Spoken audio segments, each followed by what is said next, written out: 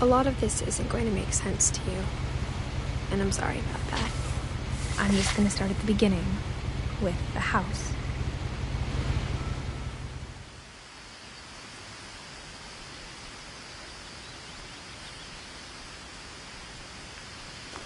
Someone had put up a chain link fence, but it looked like I wasn't the first person to hop it.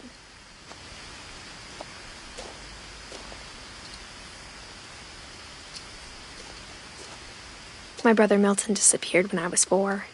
It was like the house just swallowed him up.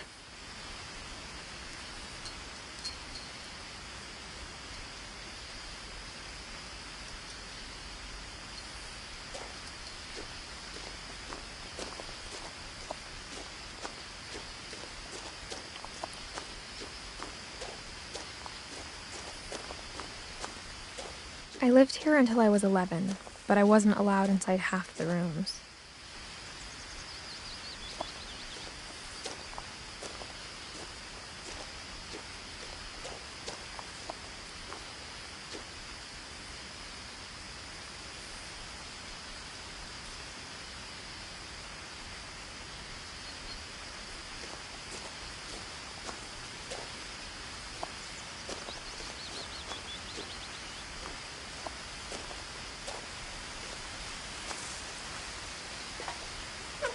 Inside the mailbox were bills from 7 years ago, marked urgent, open immediately.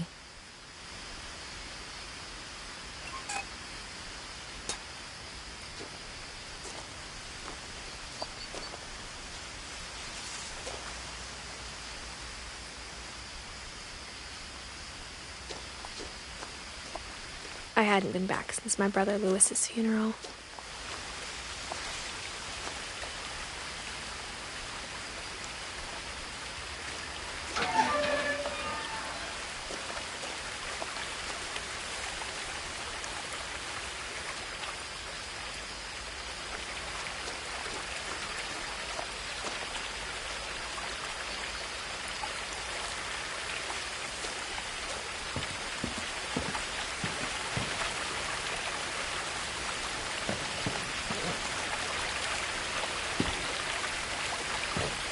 In her will, my mother left me a key, but didn't tell me what it unlocked.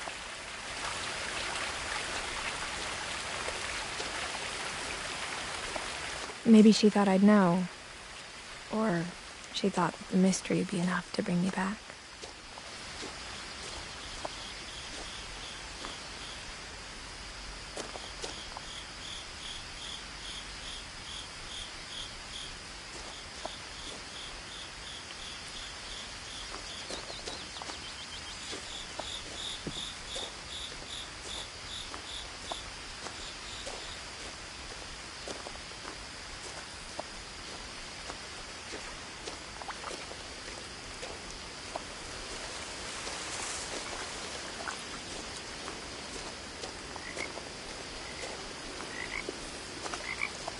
The truth is, even after I inherited the house, I never thought I'd come back to it. But now I had questions about my family that only the house knew the answers to.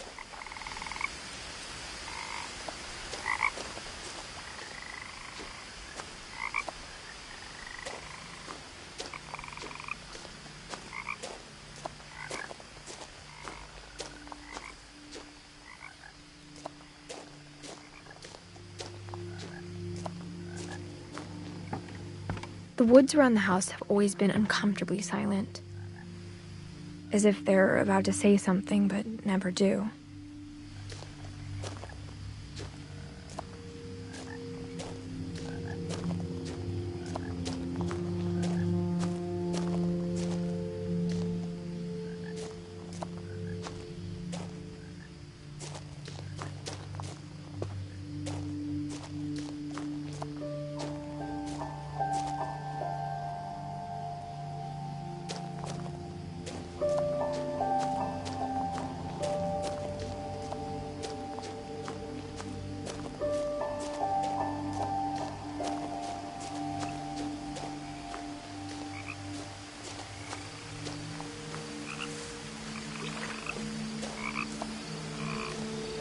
The house was exactly like I remembered it.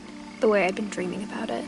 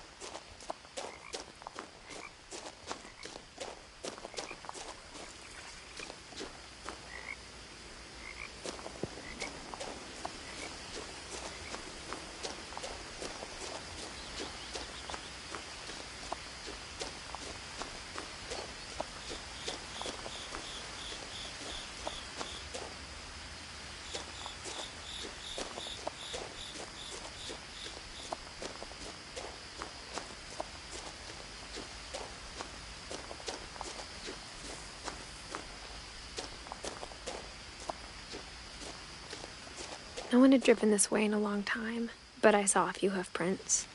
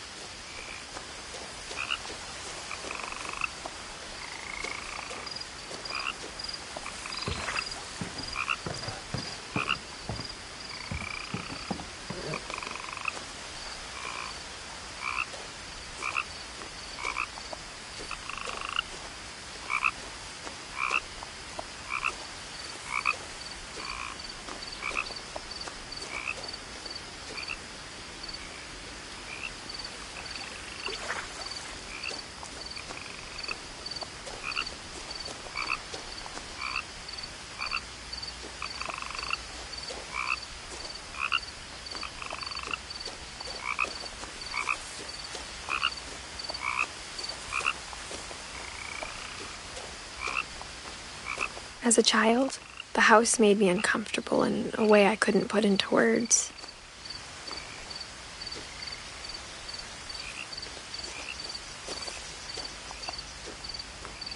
Now, as a 17-year-old, I knew exactly what those words were. I was afraid of the house.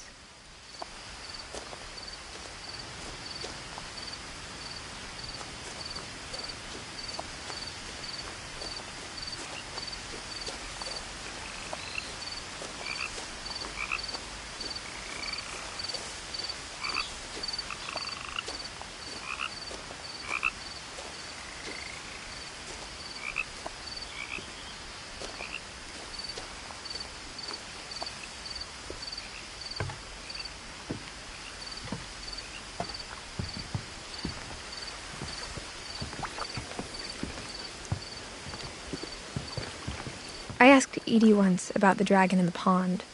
She said it had killed her husband. I was 6. It seemed like an odd joke to me even then.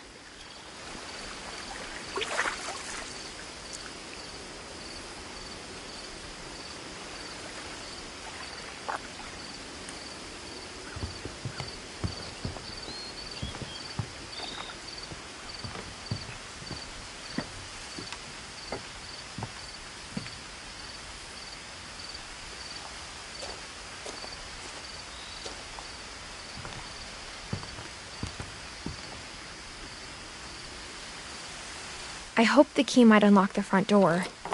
It didn't.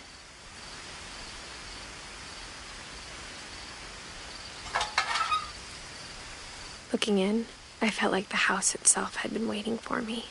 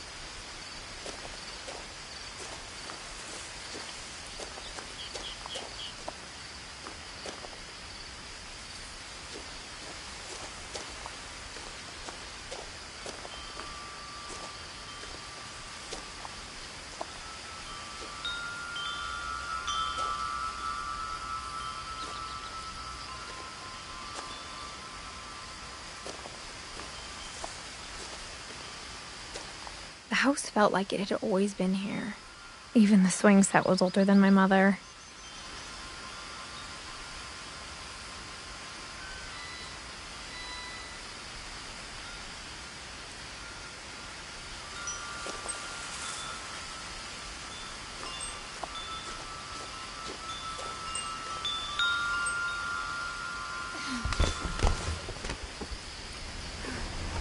Crawling through the doggy door used to be a lot easier when I was 11.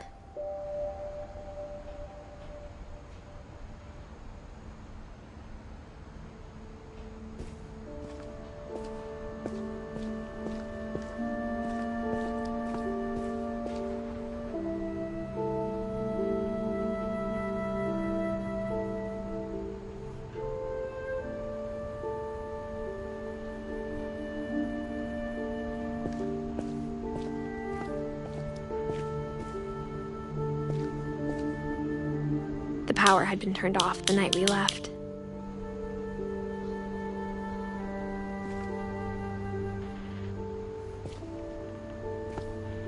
For the first time in years,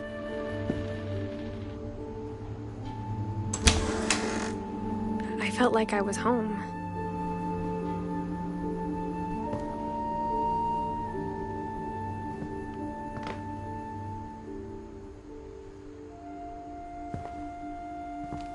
But instead of a family, there were just memories of one.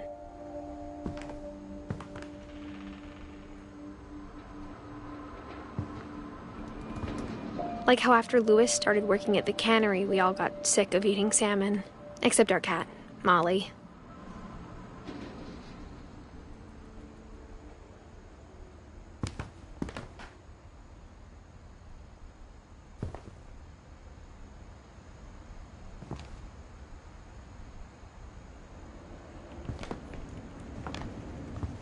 Or how only one restaurant would deliver to our house, so we had Chinese a lot.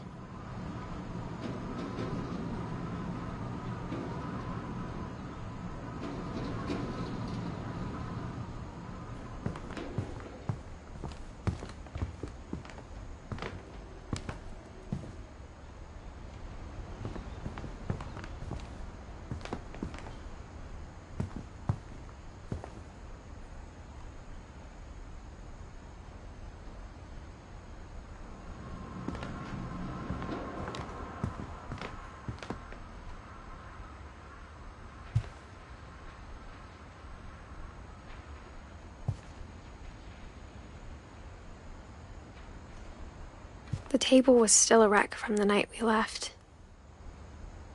It was like a bomb had gone off killing everyone but sparing the furniture.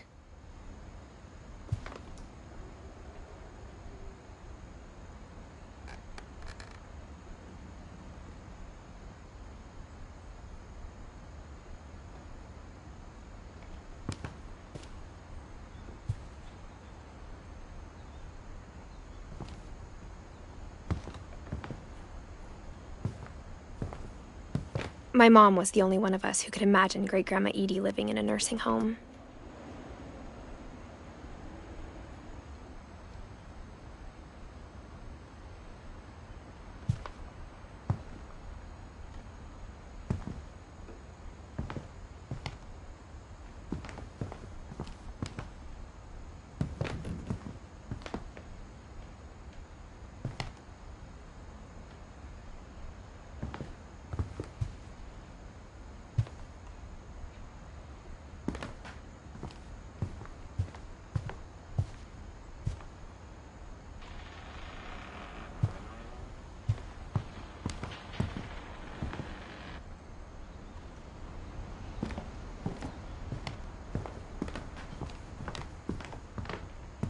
Nothing in the house looked abnormal. There was just too much of it, like a smile with too many teeth.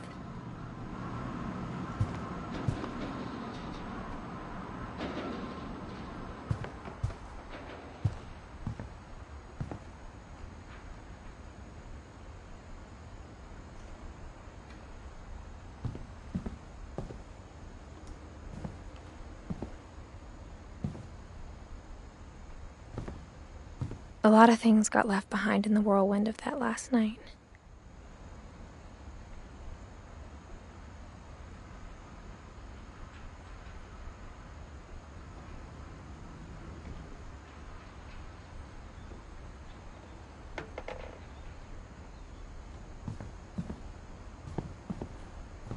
My mom wasn't much of an optimist, but she never stopped believing that my brother Milton was alive.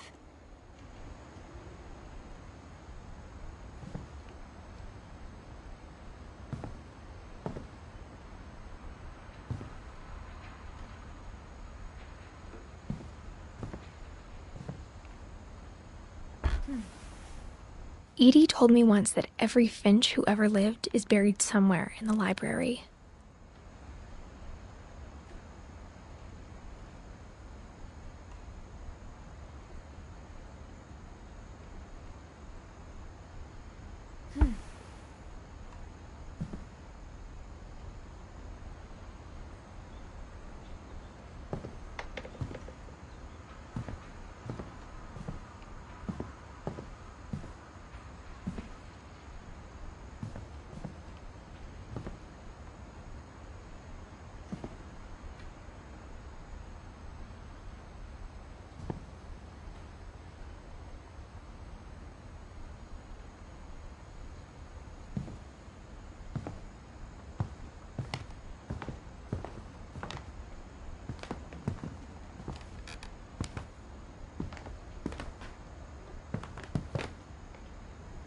Even the fireplace had a story.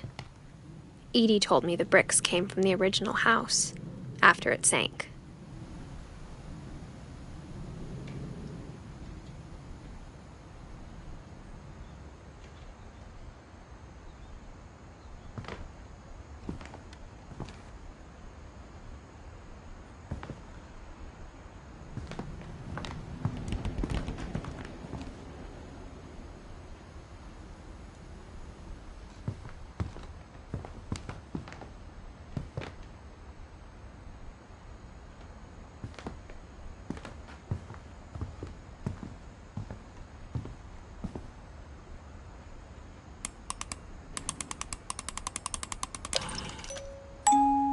Great-Grandpa Sven built a music box for Barbara, along with the rest of the house.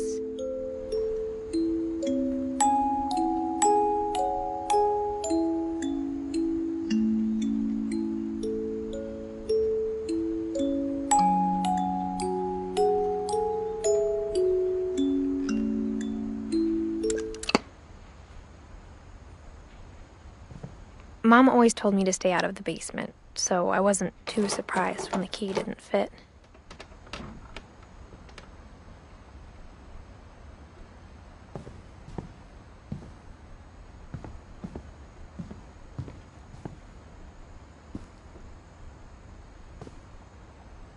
After Milton disappeared, Mom sealed up all the bedrooms.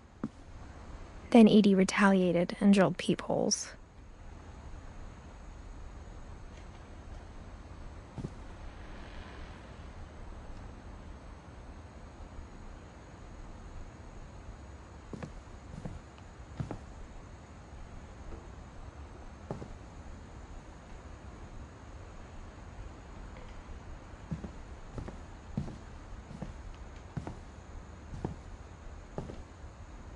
Whenever people ask me about my family, the first thing they always want to know about is Barbara.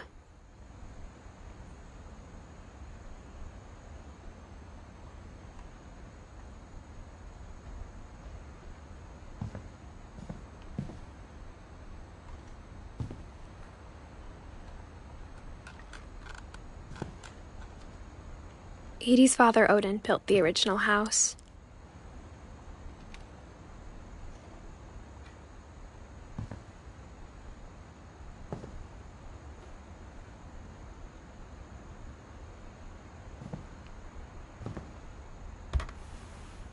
Barbara was a child star for 2 years, until America grew out of it.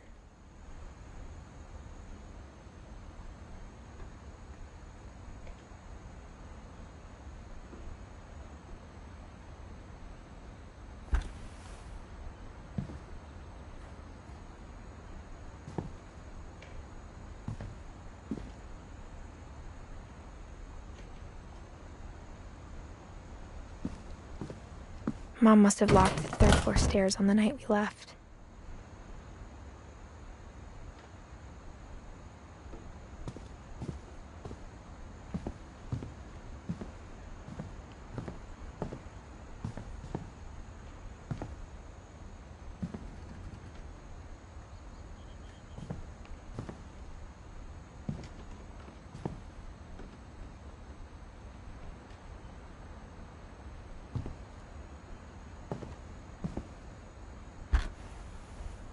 The last time I was in Edith Sr.'s room, I was 10 and she was painting my portrait.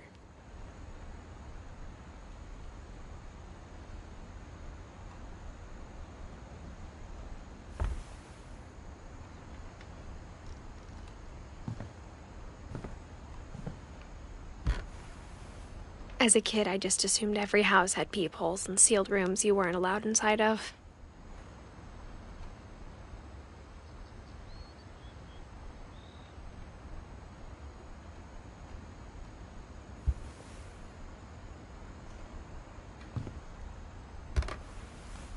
My Grandpa Sam spent 7 years sharing a room with his dead brother, Calvin.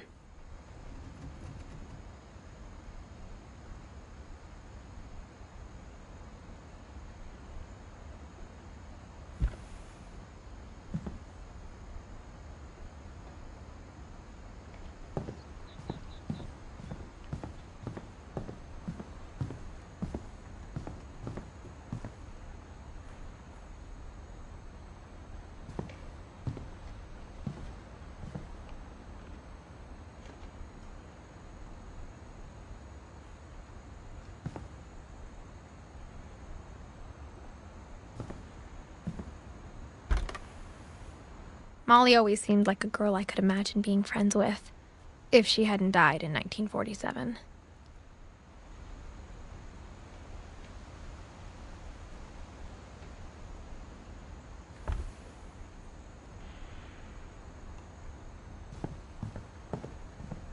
I spent a lot of time playing in Great Uncle Walter's room.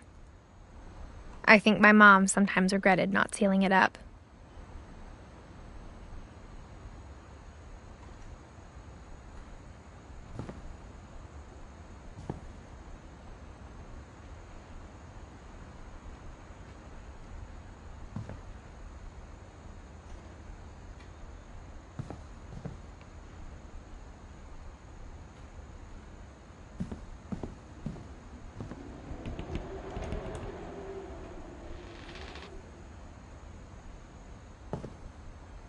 Lewis told me there were secret passages, but I never believed him.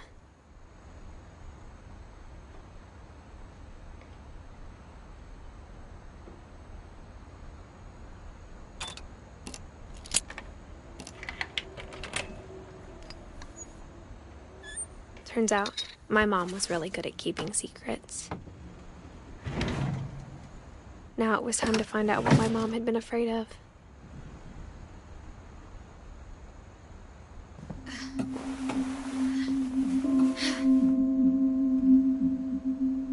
From the paintings on the wall, it was clear my brother Milton had been here before me.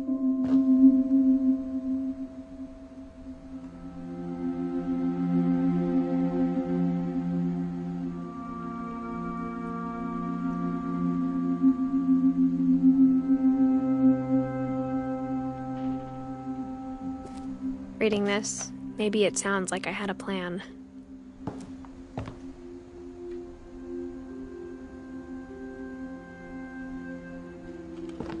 But I had no idea what was behind that door.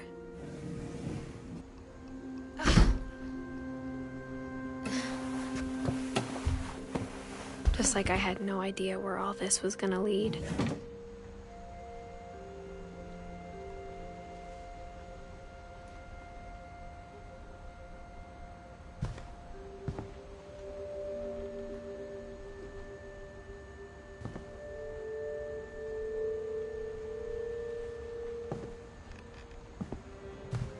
I grew up looking at Molly's room through the peephole.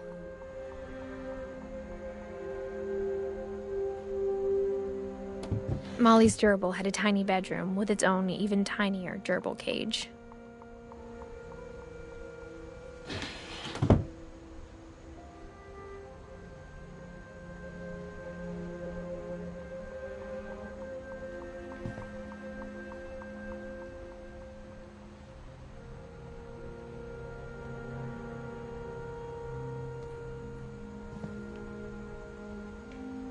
Being inside for the first time, I felt like I'd stepped behind a painting.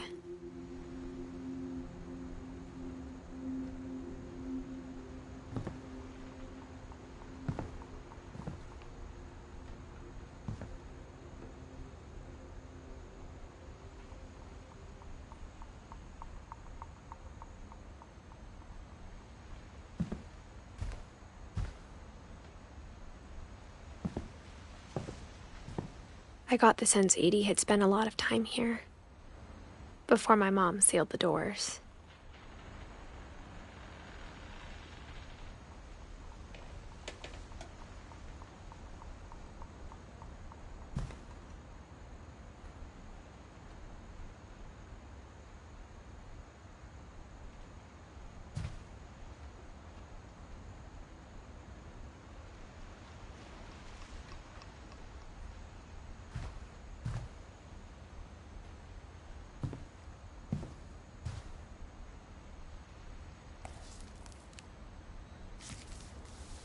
December 13th, 1947. Dear Diary, I'll be gone soon, but I wanted to tell somebody about what's gonna happen. It started when Mom sent me to bed without dinner. I woke up and I was starving, so I looked around for something to eat.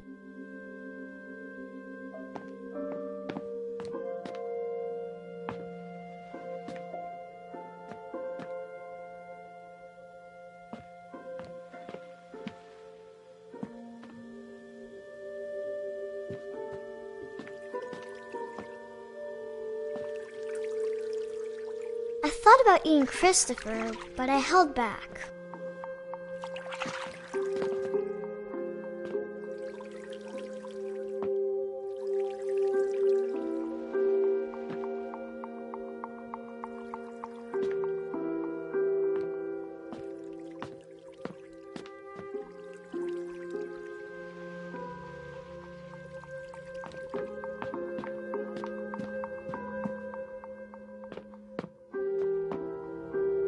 My Halloween candy was all gone.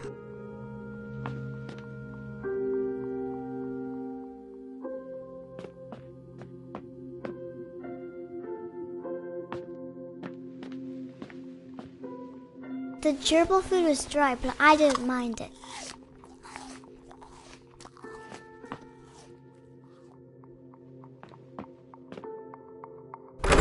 Mom, can I come out now?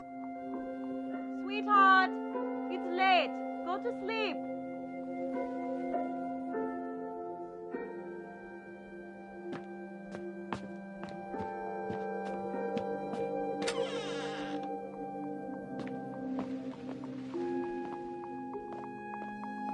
I ate a lot of things that night.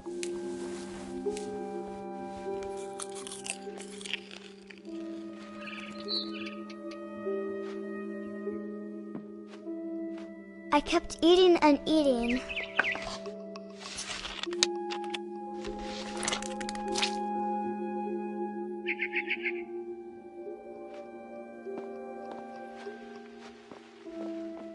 Then I heard chirping outside my window. It was a barn swallow going back to her nest. I reached out for her.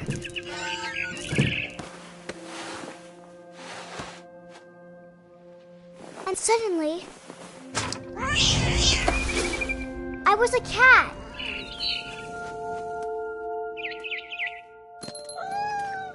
I tried to be quiet, but the bird was really scared.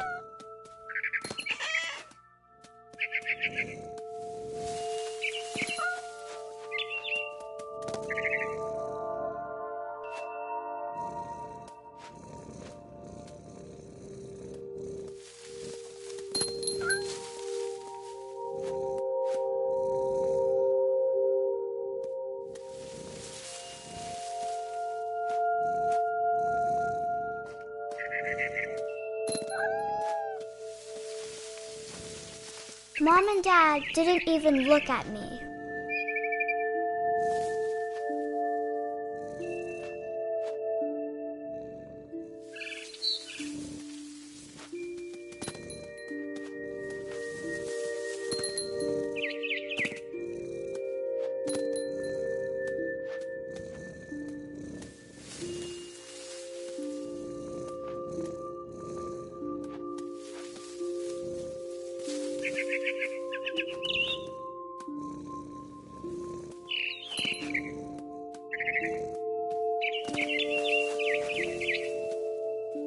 I jumped and I almost got her.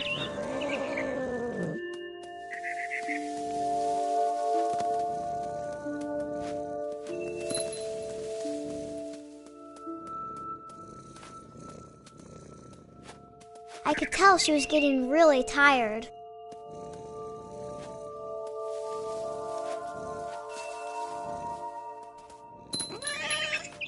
Now I was up in the big tree. I promised Dad I wouldn't climb it anymore. All I cared about was eating that mama bird.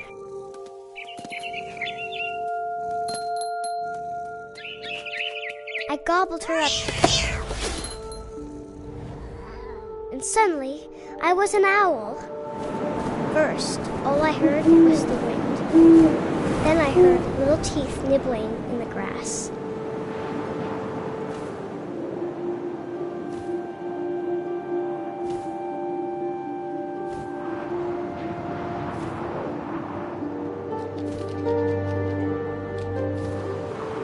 Rabbits.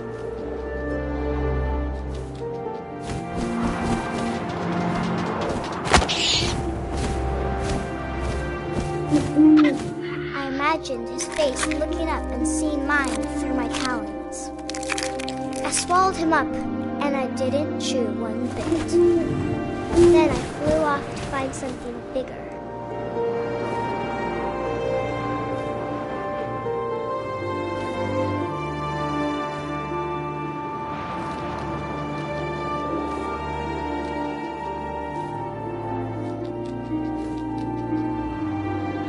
A mama rabbit.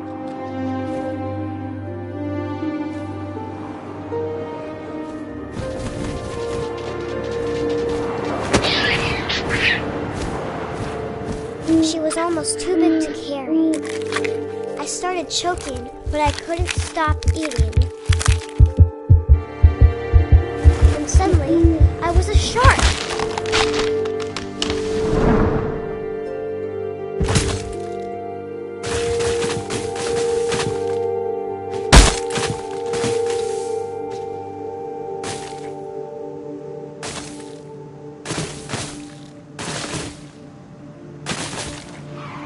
I rolled off a cliff and into the ocean. Now, I was hungrier than ever.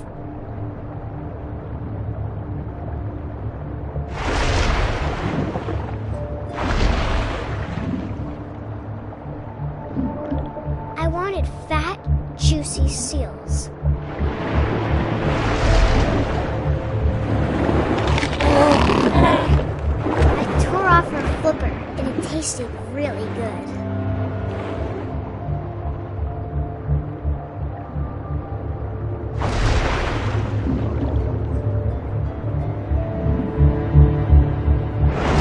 Grabbed on tight, but I was so hungry, I jumped out of the water.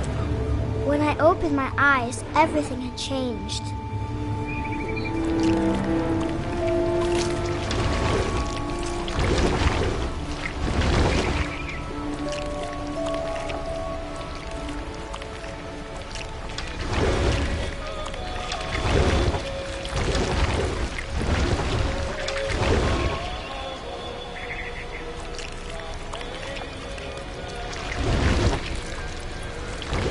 A monster. I smelled people everywhere.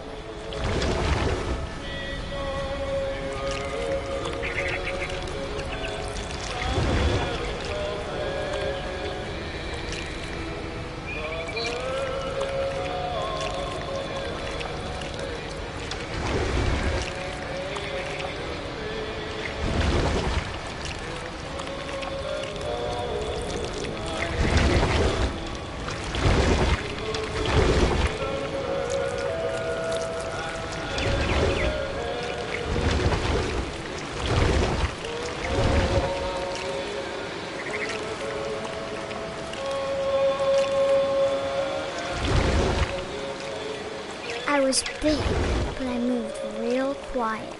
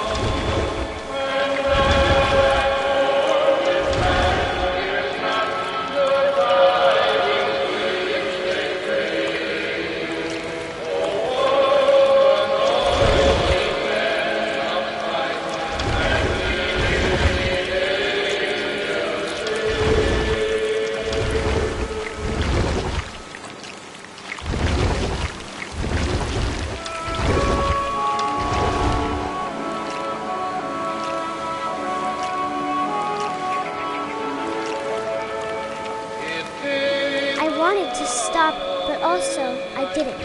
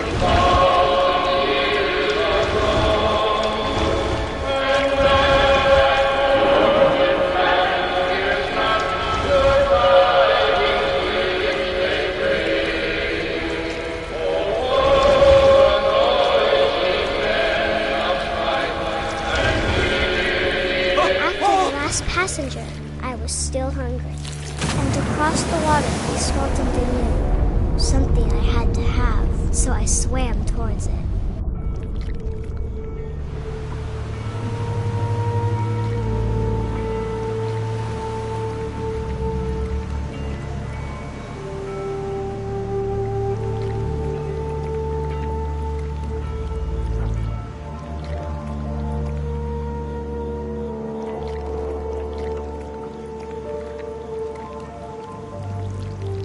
I slithered onto the sand, and the good smell went into an old pipe.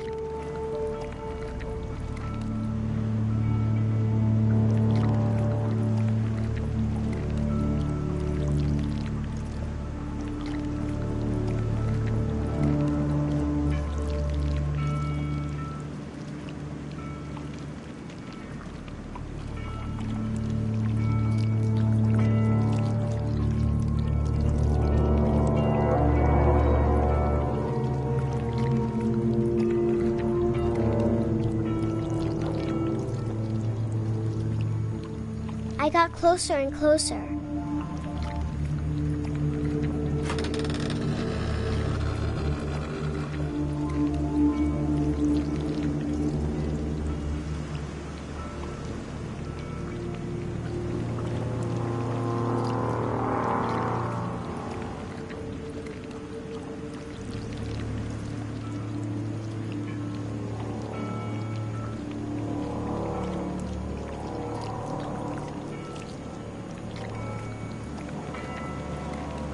All of my stomach started growling. And suddenly, I was me again. I held my breath for a long time, but I couldn't hear anything. I think it's waiting for me to fall asleep. But it's not going to wait much longer. It needs to feed, and we both know I will be delicious.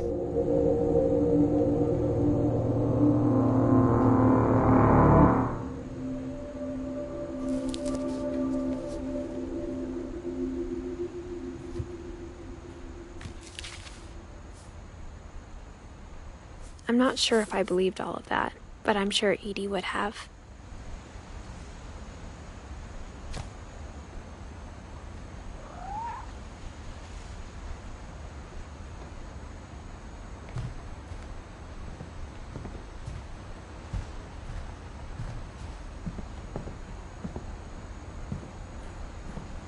I can't describe it, but I felt like some part of Molly was still here.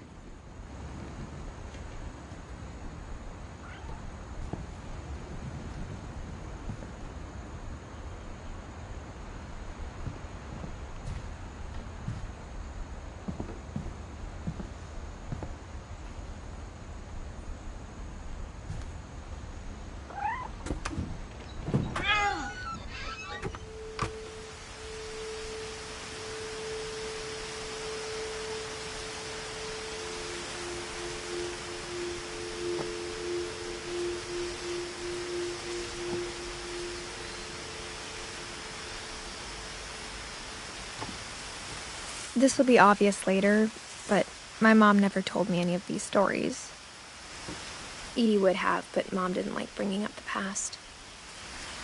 Though, when we adopted a stray kitten, she was the one who named it Molly.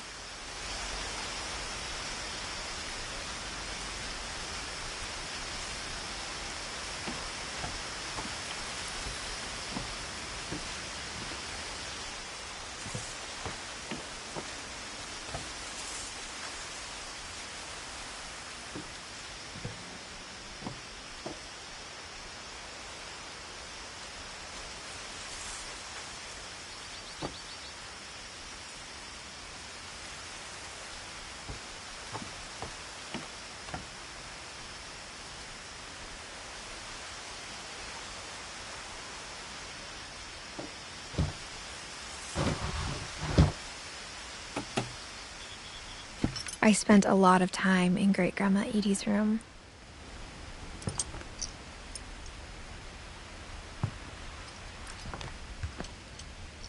We got along, and it was a good place to hide from my mom.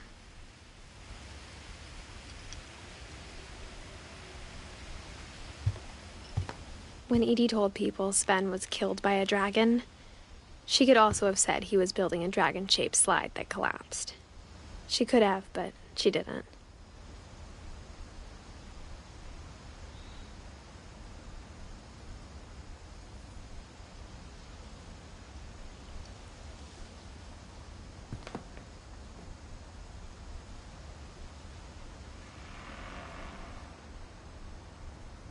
Even in her 90s, sometimes Edie seemed a lot younger than my mother.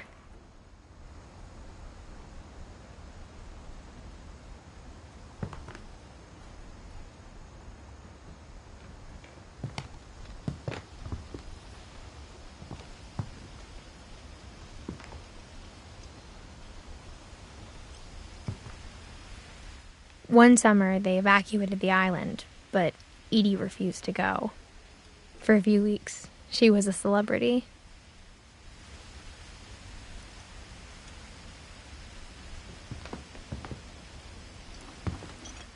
I hadn't thought of myself as Edith Jr. for a long, long time.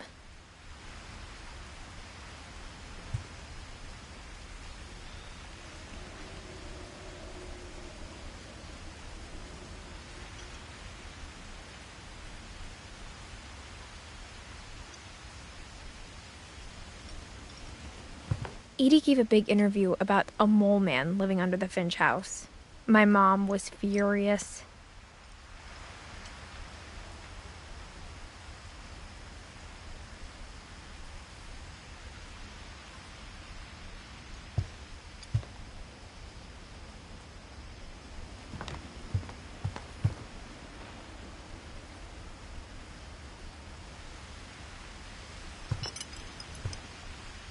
Louis died a week before we left, but Edie had already started to memorialize him.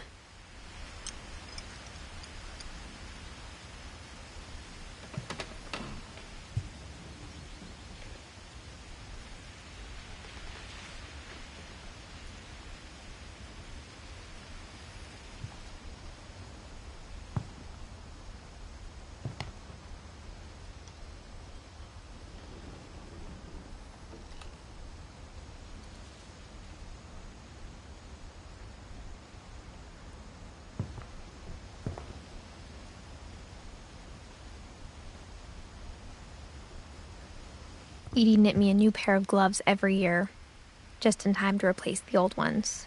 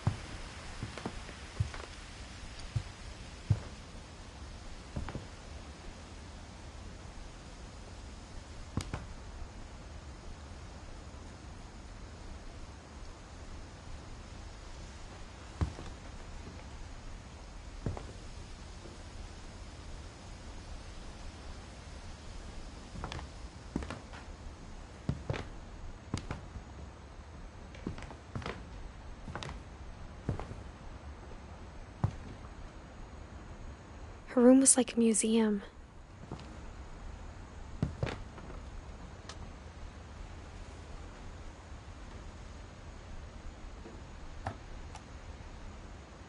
For 500 years, the Finches have been famous throughout Norway for their fortune and misfortune. Odin Finch buries the latest victims of the family curse, his wife Ingeborg and their newborn son, Johann. On January 7th, 1937, he set sail with his family and his house, hoping to leave the curse behind.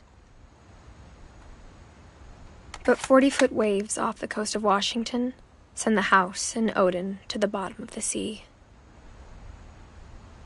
Odin's daughter Edie, with husband Sven and baby Molly, step ashore on their new home, Orcas Island. Odin Finch is the first to be buried in the new family cemetery. His daughter Edie is already dreaming of a new Finch house.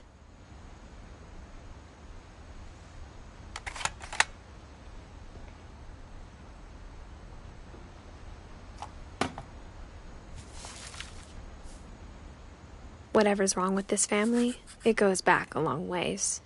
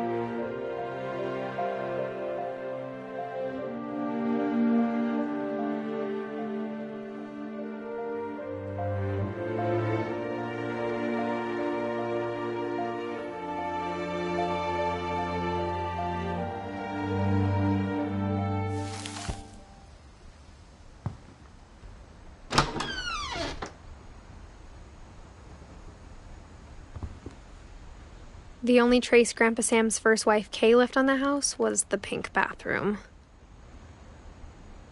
It was a pretty big trace.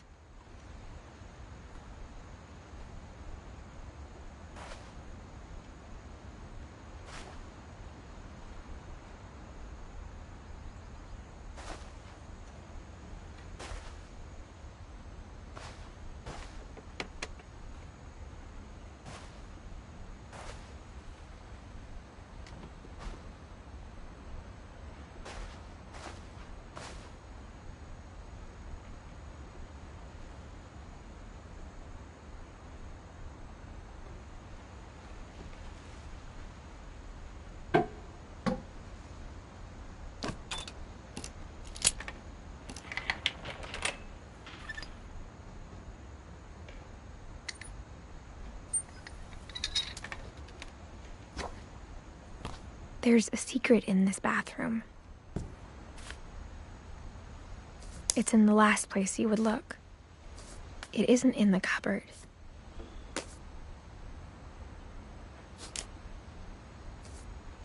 It's hidden in this book.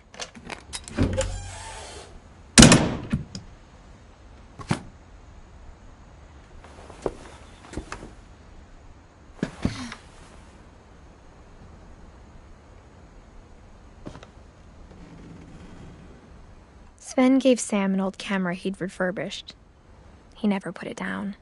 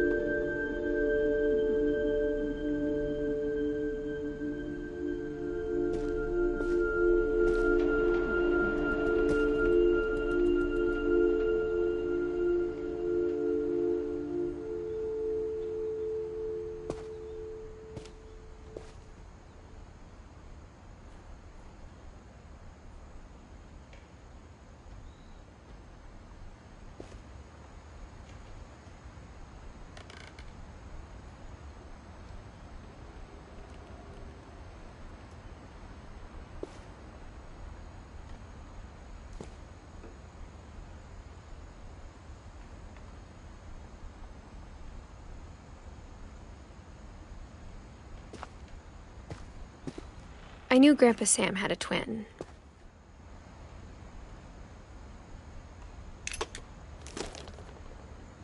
And that he never talked about him.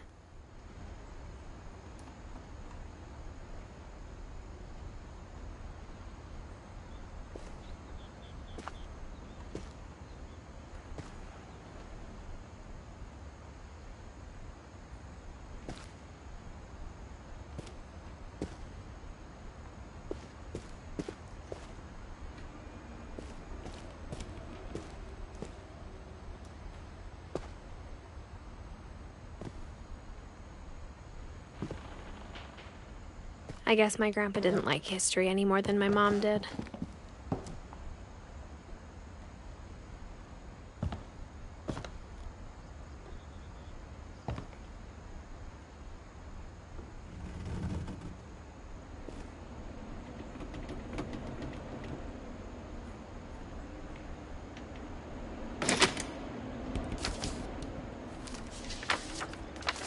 How I Want to Remember My Brother by Sam Finch.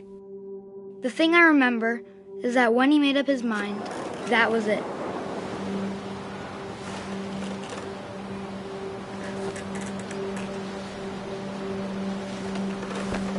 My brother said he'd die before he ate another mushroom. And he did. At Barbara's funeral, we swore we'd never be afraid again. And he wasn't. I think Calvin always wanted to fly. Sam! Calvin! Dinner's ready! Coming!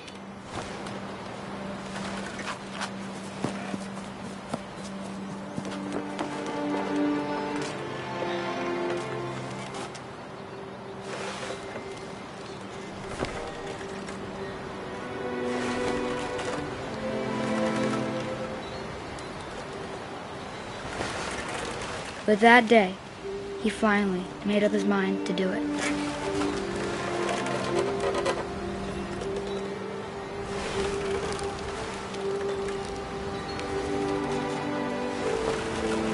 I told him going around was impossible. Maybe if I hadn't said that,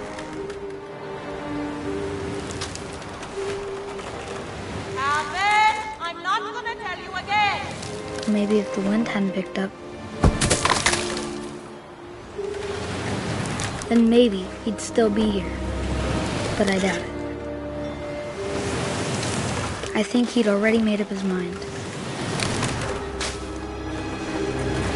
That's what I want to remember about my brother.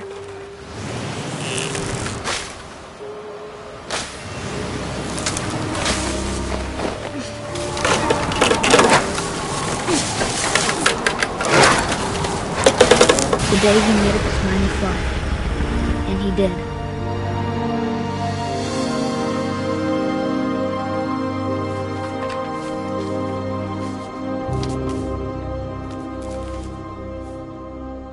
Calvin's story felt strangely familiar. When I was younger, I remember trying to do the exact same thing.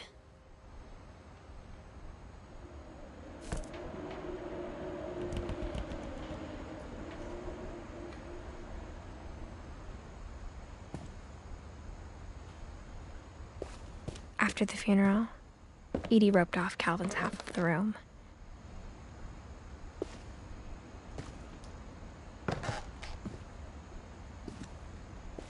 Mom said Grandpa Sam enlisted at 18 and never set foot in the room again.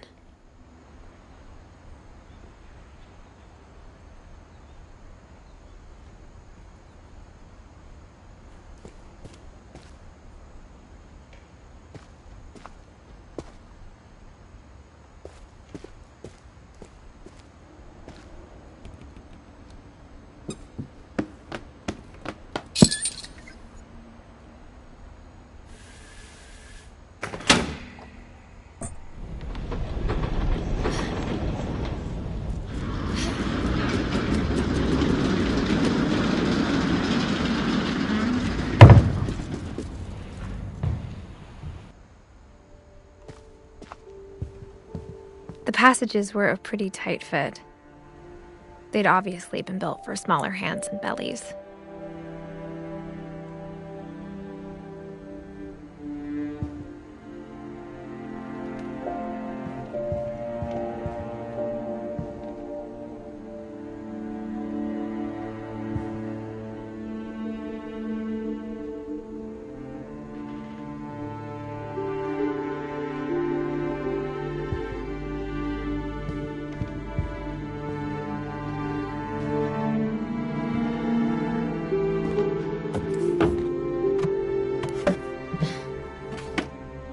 Growing up, I always thought of Barbara as a child star.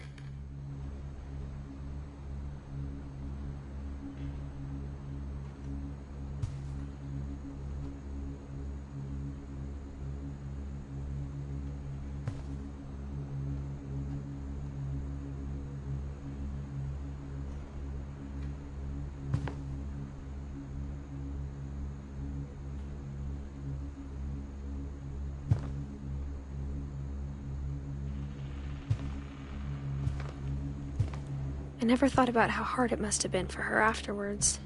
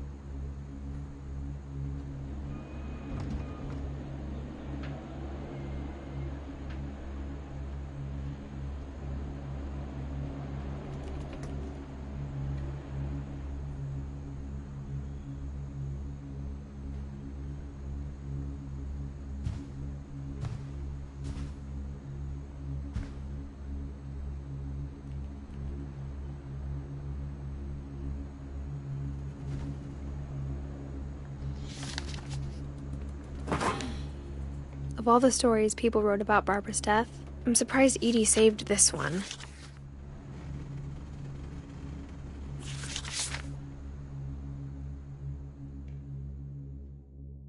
Old Jack here with another ghastly tale inspired by America's most unfortunate family. I'm calling it The Surprise Ending of Barbara Finch. As a child star, Barbara was famous for her scream. Now at 16, she was all washed up. A has-been. But in a lucky break, she'd been asked to perform her signature scream at a local convention for monster movie fans. It was just the boost her career needed. Unfortunately, her scream hadn't aged well. Getting better. I think you just need the right motivation. Her biggest fan and current boyfriend, Rick, was about to demonstrate when... Now that was a great scream. It was Barbara's father, Sven. He'd slipped into a table saw and had to be rushed to the emergency room. So Barbara got stuck babysitting her youngest brother, Walter. Her convention comeback was cancelled. Okay, I'm hearing frustration, but I'm not hearing terror. What if I tried... A gang of hoodlums in Halloween masks have been terrorizing Orcas Island tonight. Police are urging residents to... That came from the basement. You're right! Also, I loved your delivery on that. Why is your basement door locked? Because my dad likes making puzzles and secret passages. There's a key hidden in the music box. The secret is to keep winding and winding until finally the key pops out. Thanks, babe. I'll be back in a sec. 20 minutes later, Rick hadn't returned. So Barbara went to look for him, right on cue. She reached for the music box.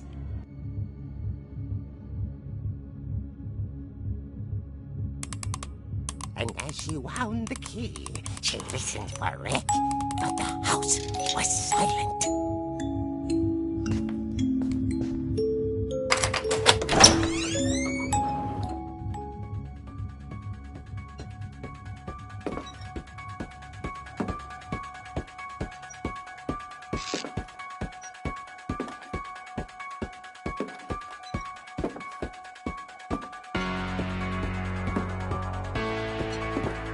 She found Rick's crutch and imagined the worst.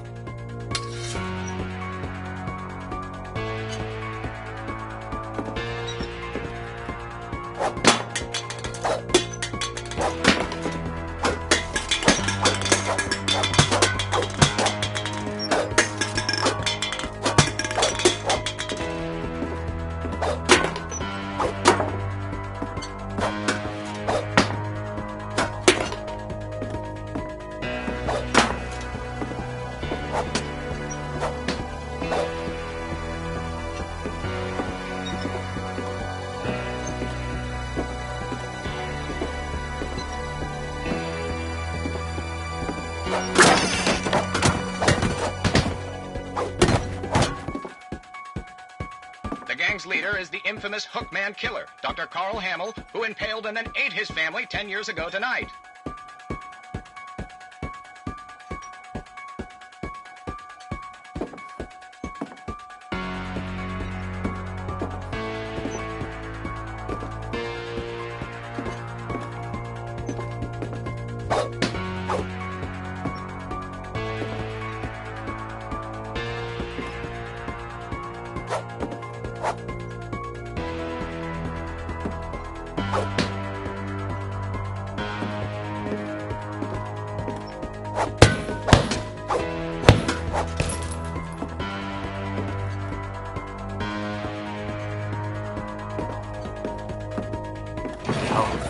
Rattled and grew still.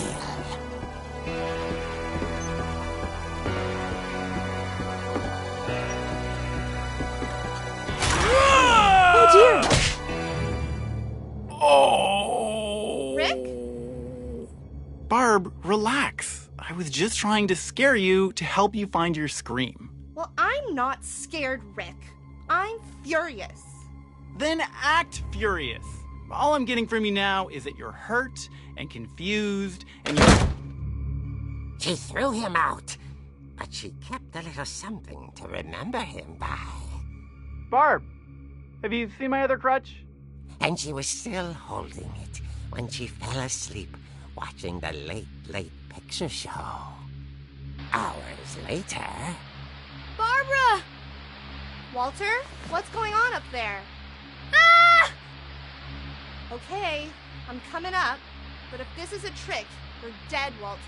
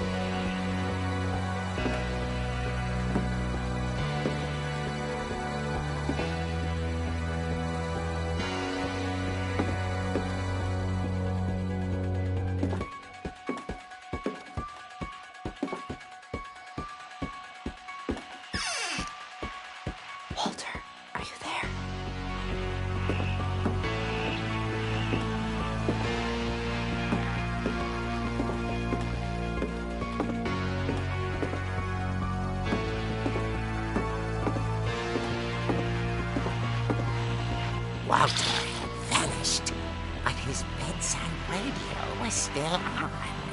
Orcas Island police describe the man as 6 feet tall, with a steel hook for a hand. Residents are urged to lock all doors and windows and notify the police of any suspicious activity. Barbara turned, saw the hook man, and was speechless. He was quite smashing.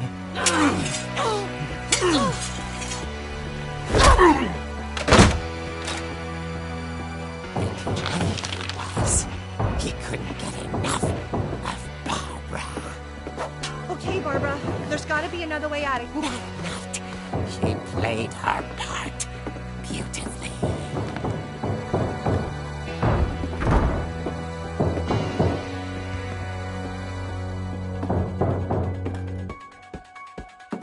Molly's door hadn't been opened in years.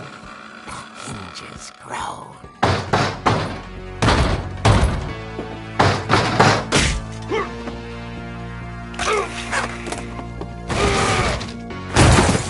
wasn't moving, but she sensed the story might not be over yet.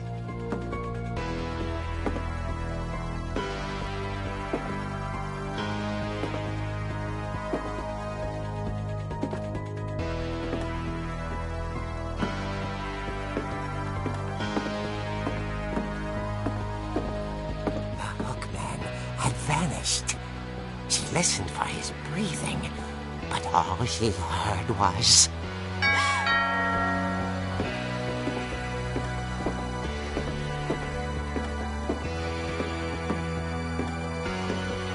At the door, she heard whispering. It was coming from inside the house.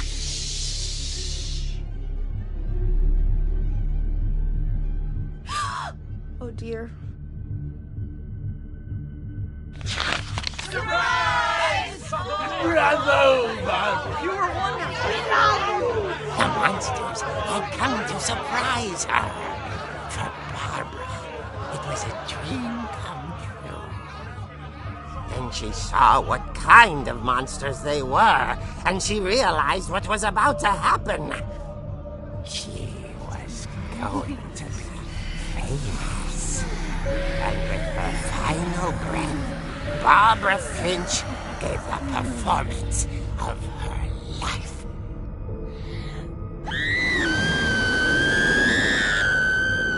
I wasn't there myself, but I hear Barbara was magnificent.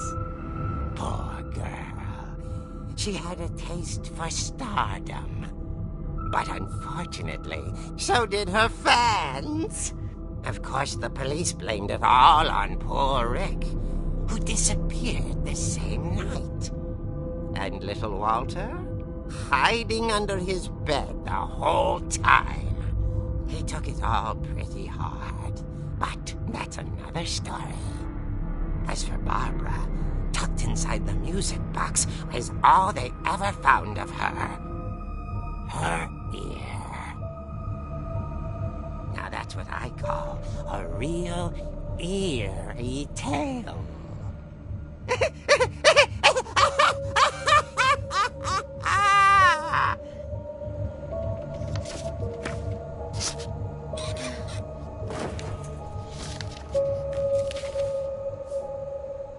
Edie told me all Barbara wanted was to be remembered, as absurd as that comic was. Maybe what Edie saw was a happy ending.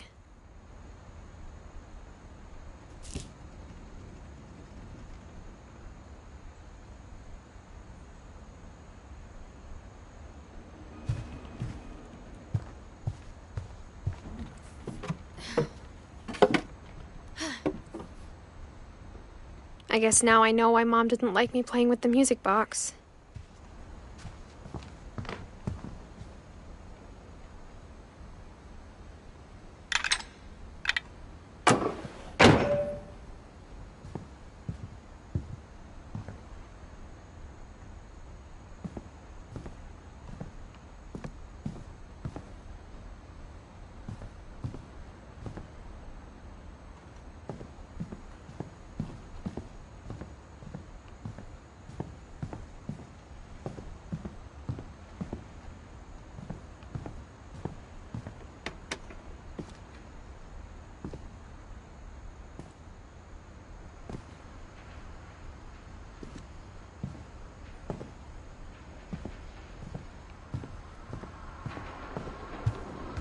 It's funny.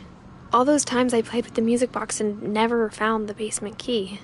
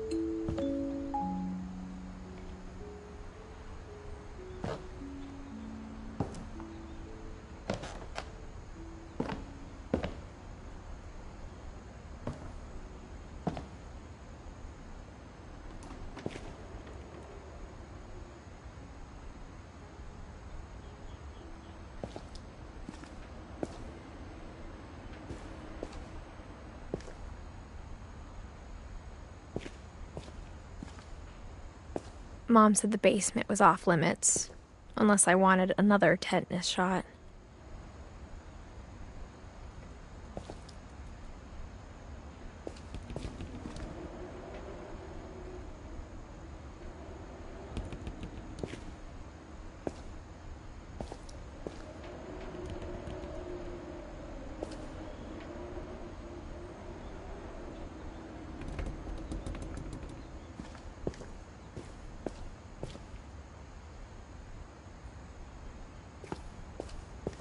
I saw Edie sneak down to the basement once, carrying packages.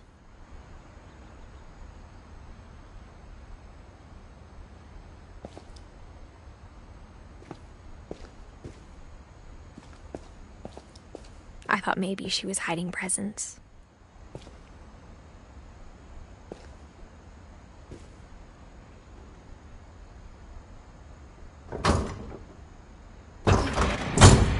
It turned out she was hiding a lot more than that.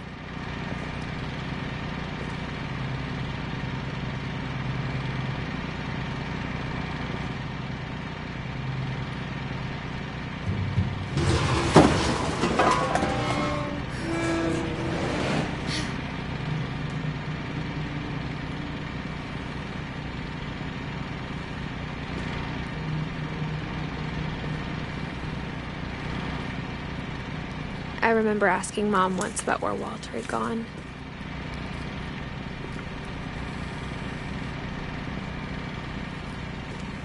She said after Barbara died, he got as far away as he could.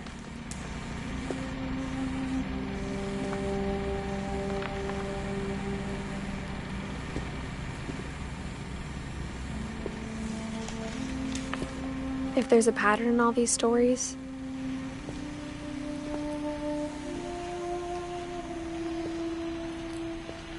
I think it's that none of us has gotten very far.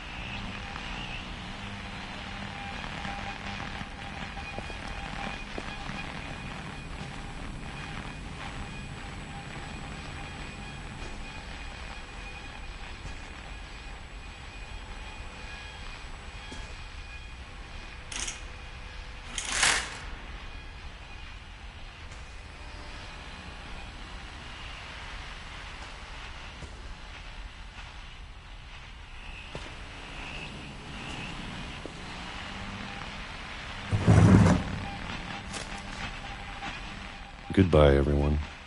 I can't believe I've been down here for 30 years. On that first day, after the shaking started, I didn't think I'd survive a week.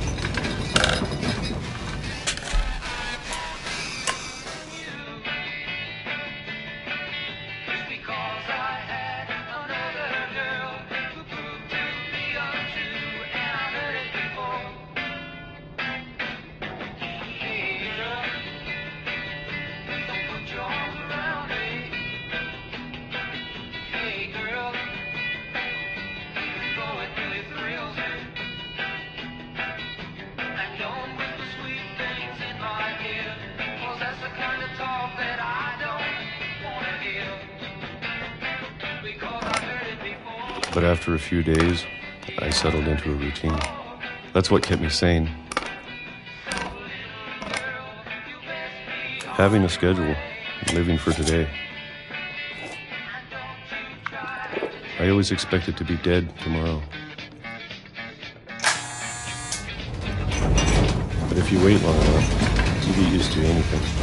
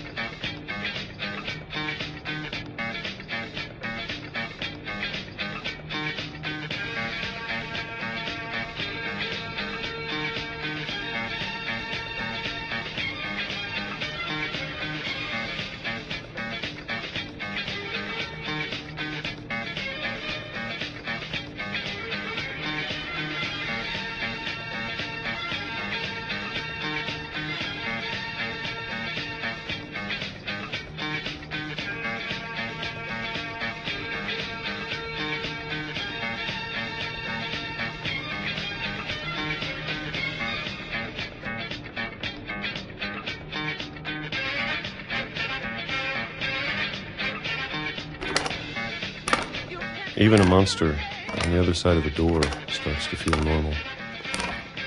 Almost friendly.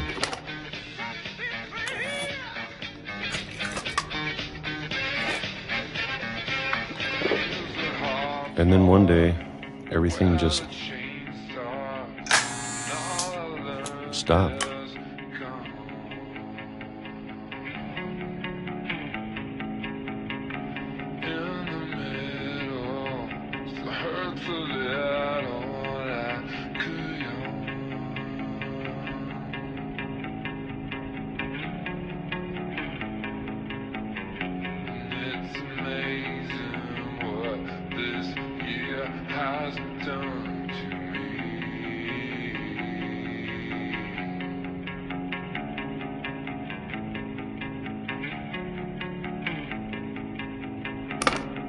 Whatever that thing was, it was gone. Maybe it got tired of waiting. Or maybe I just got tired of being afraid.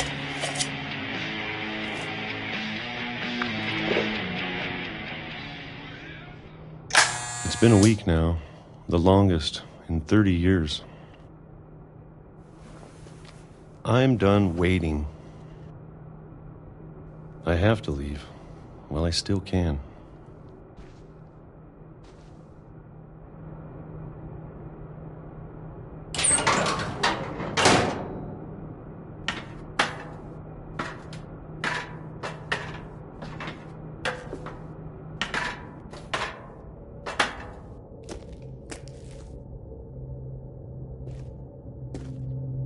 I know it's out there, somewhere. Whatever killed Barbara and Molly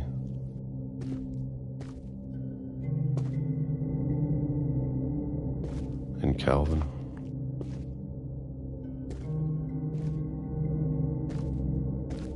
Maybe this is all a mistake.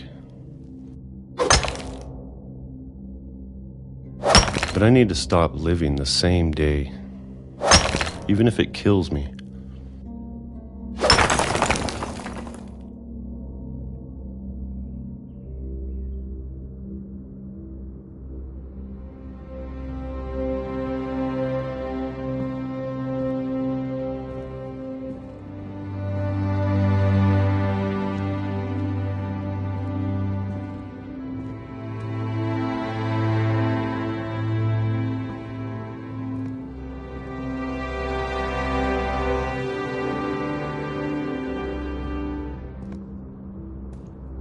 Whatever's out there, I want you to know I'm ready for it.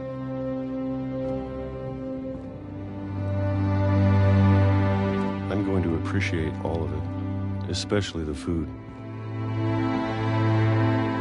I don't mind if I only have a year left, or a month, or a single week. I'd be happy with one new day. I can already imagine the sun on my face.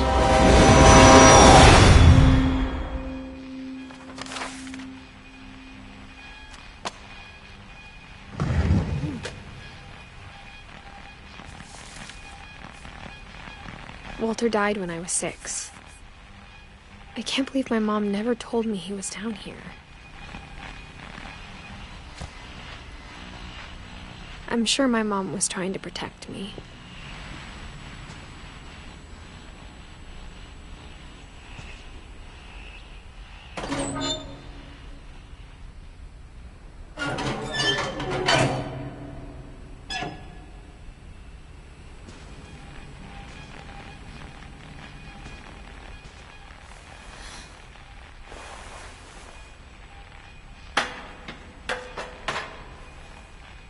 Maybe she was afraid I'd end up like Walter.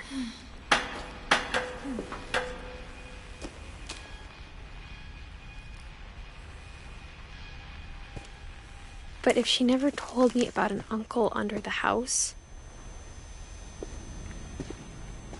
I can only imagine what else she was hiding. I don't want to make the same mistakes she made.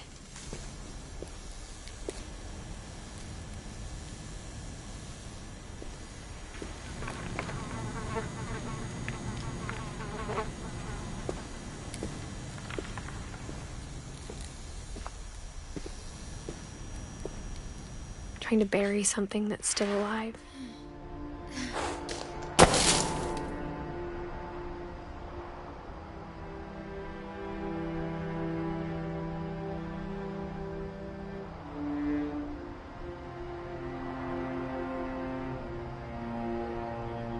Now that there's only one of us left, or maybe two,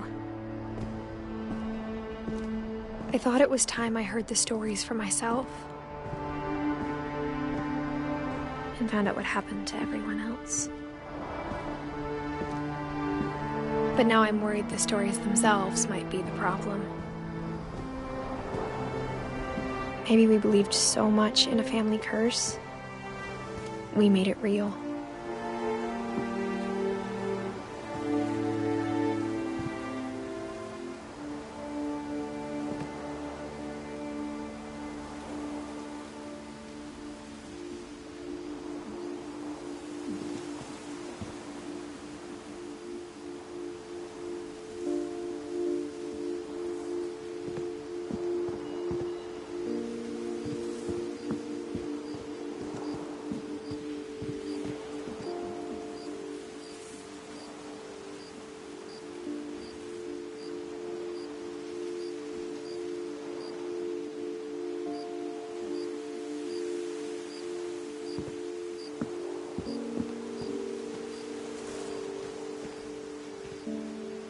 I don't know if I should even be writing this.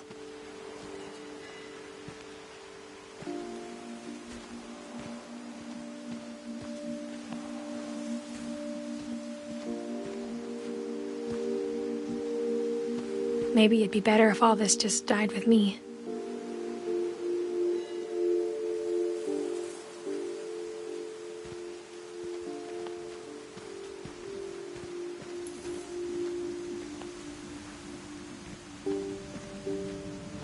But I thought you should know about your family.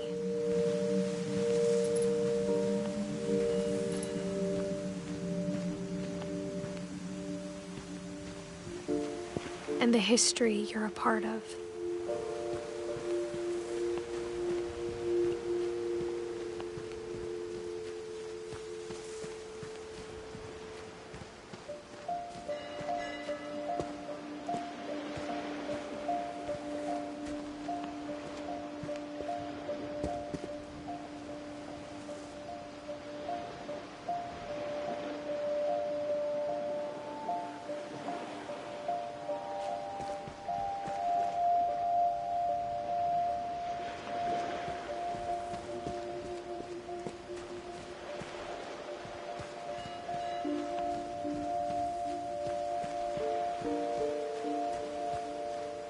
Though to be honest, I feel as lost as you probably do right now.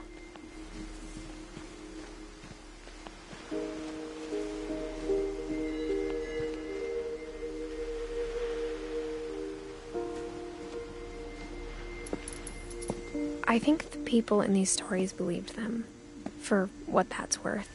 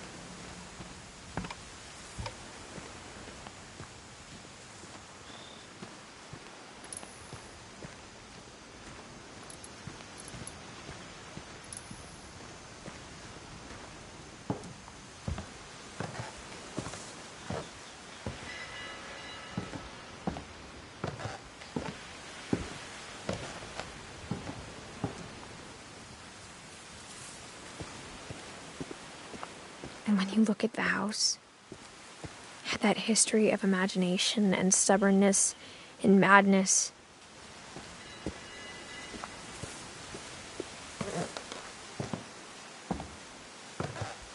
any of it seems possible.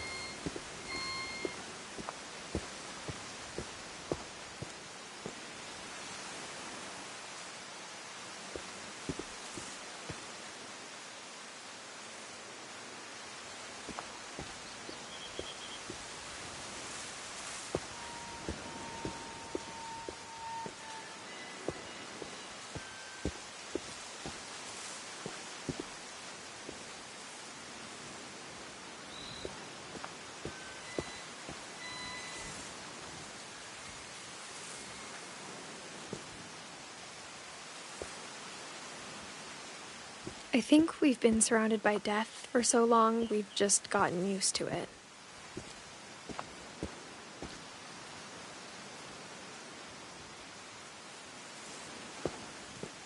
What kind of family finishes building a cemetery before starting the house?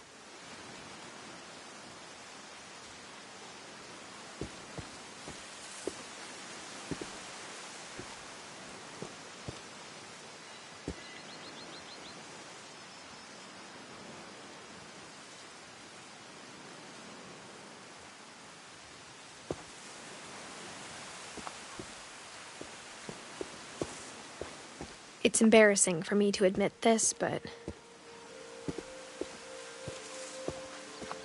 the pet cemetery made me more uncomfortable than the human one.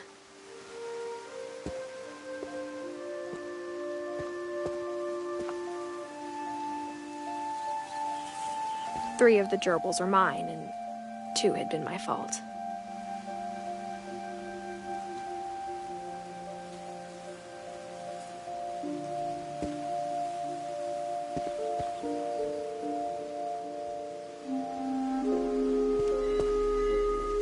Sven built the house, but it was Edie who designed the cemetery.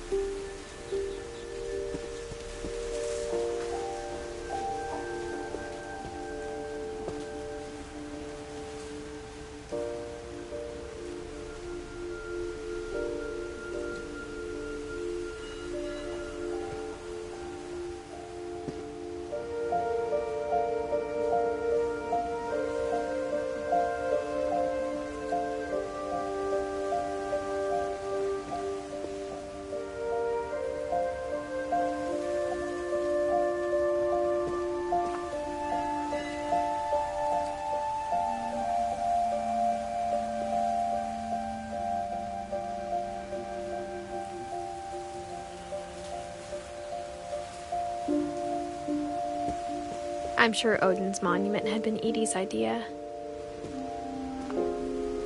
My mom was always trying to move on, but for Edie, the past never went away.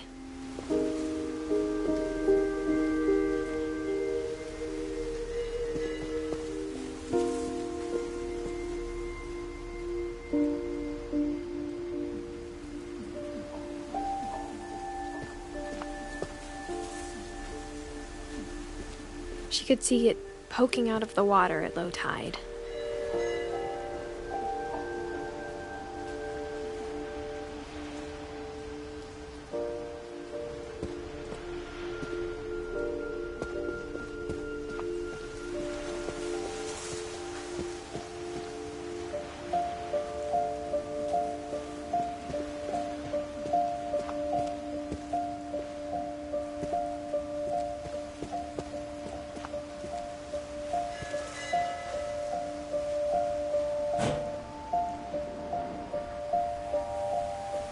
Edie said she dreamed about the old house every night.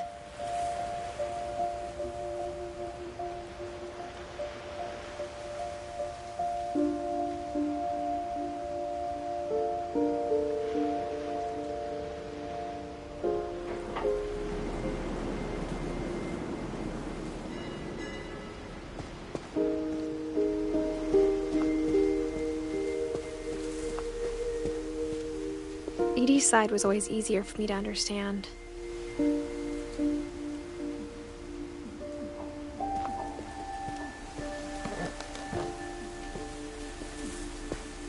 But the older I get, the more I can see where my mom was coming from.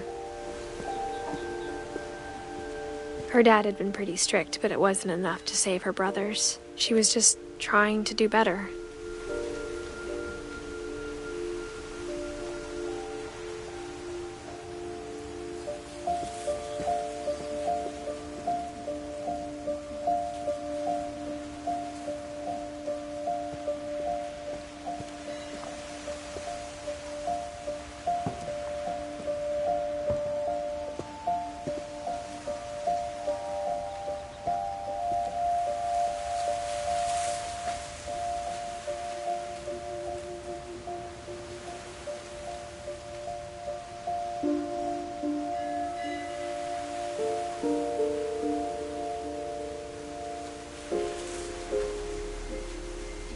She lost 2 of her brothers, just like I did. I get why she tried so hard to protect us.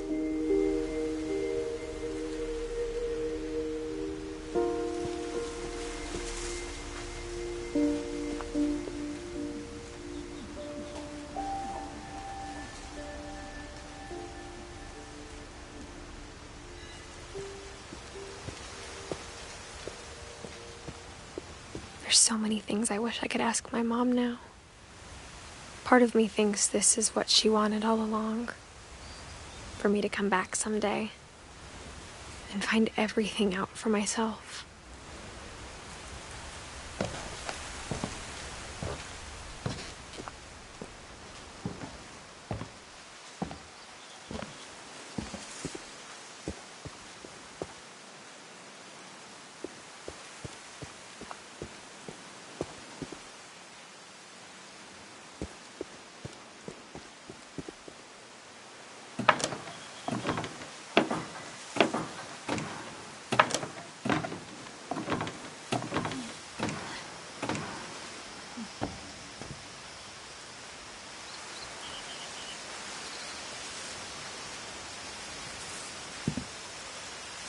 But looking back on it now,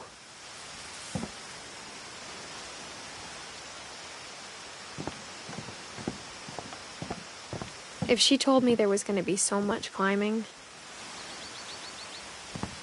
I never would have come when I was 22 weeks pregnant.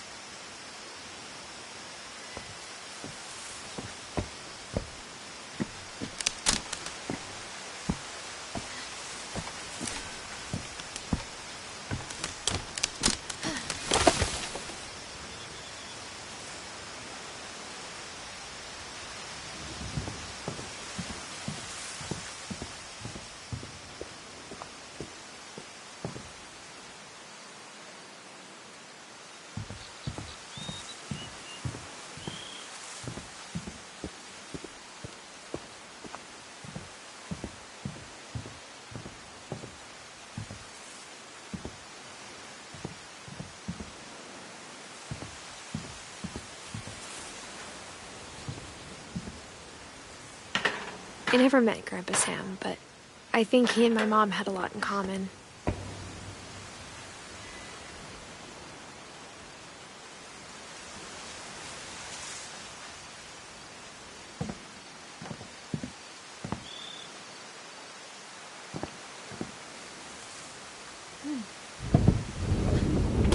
They were both pretty intense.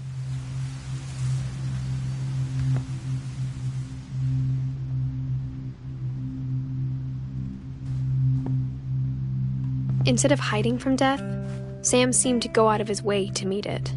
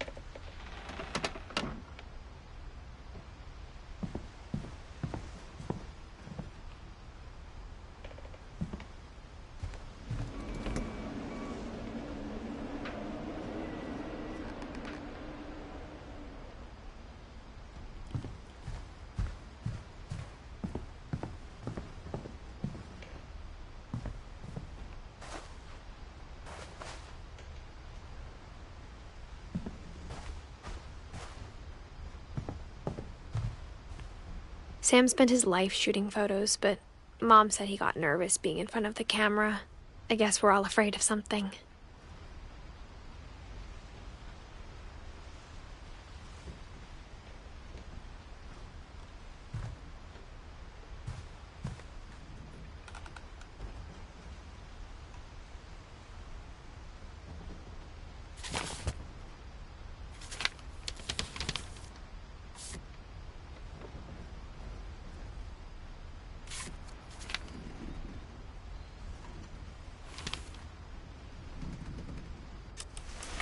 Dawn, I promise, you'll never forget this weekend. Yes, sir. These memories are gonna last a lifetime. Am I gonna have to shoot anything? It's a hunting trip, Dawn. Shooting is strongly encouraged.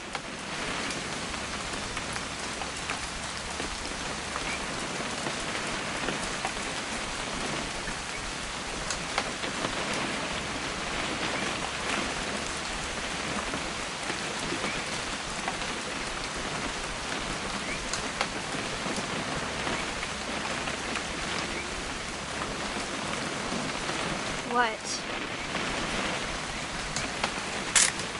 Perfect. It's gonna rain the whole weekend, isn't it?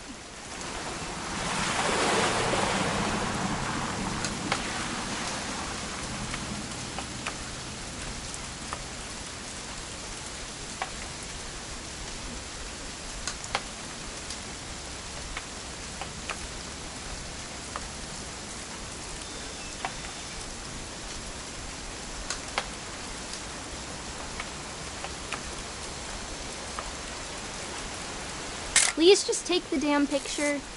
Hey, language.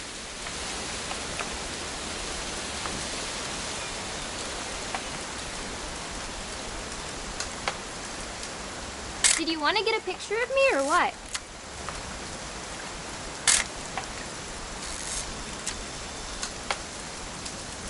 I will never forget this weekend, Dad. That's the spirit. Okay, got it. I'm gonna take some pictures, okay? Just be careful. That camera's older than you are.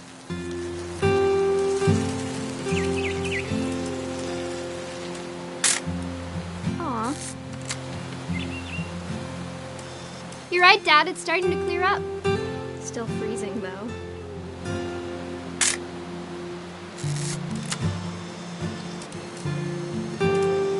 Definitely should not have drunk all that coffee. Hold still while I take a picture of you. I definitely won't be moving. Are you done yet? Does it sound like I'm done? Nothing quite like being outside. Hey! That's a keeper. Oop. A little more gas in the tank, I guess.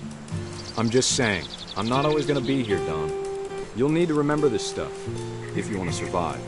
I'll be fine, Dad. You know who else thought he was gonna be fine? Some guy who died. Dawn, I'm being serious. I know, Dad. You're always serious. Doesn't being out here make you want to chill out? Well, to tell you the truth, I haven't been out here in 20 years.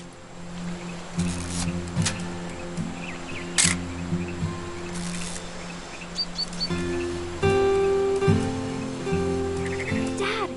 Good eyes, Dawn.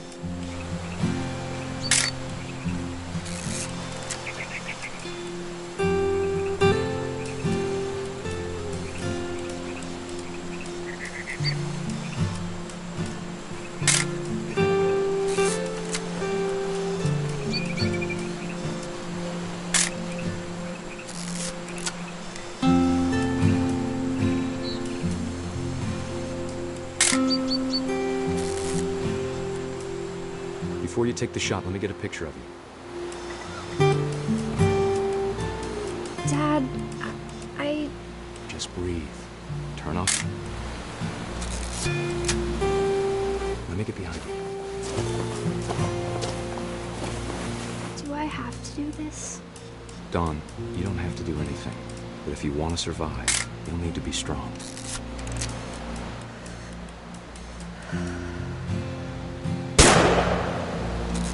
Great shot, Dawn!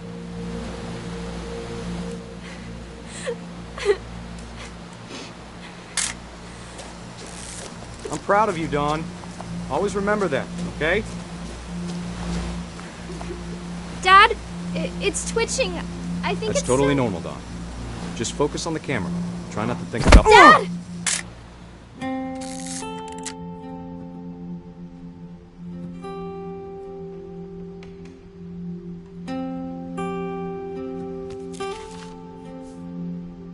Of all these stories, that's the one I wish most that my mom had told me.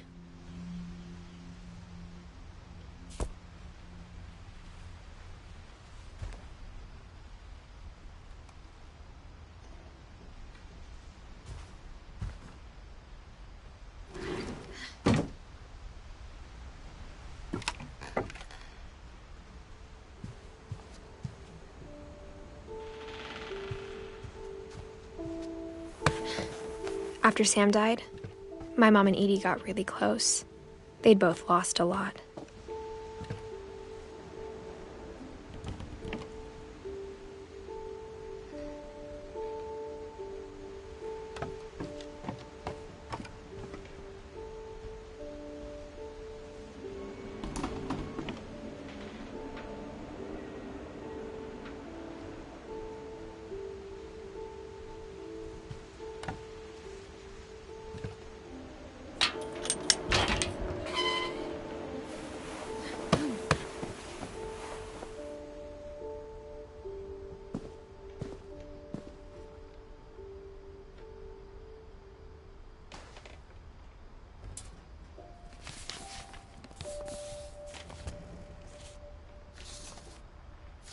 Dear Kay, do you remember the way Gregory used to laugh when he thought he was alone?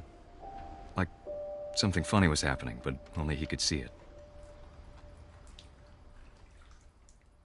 I think he saw things the rest of us don't.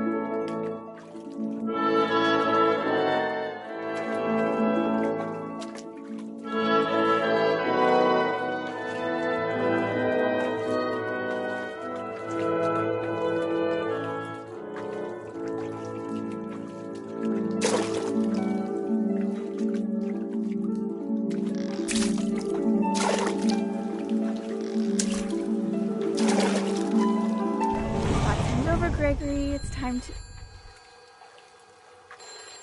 Hold on, sweetie. Hello? Sam, I told you I don't want to talk right now. I wonder what he saw. What his world was like.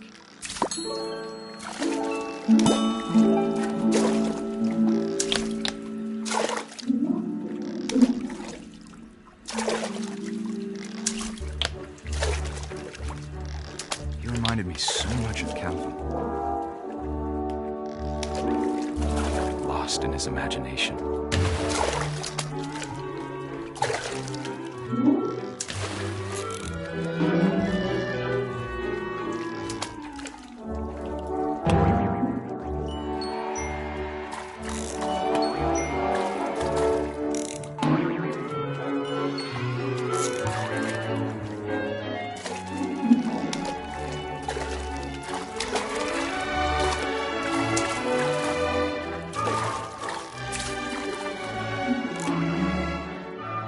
How silly it sounds.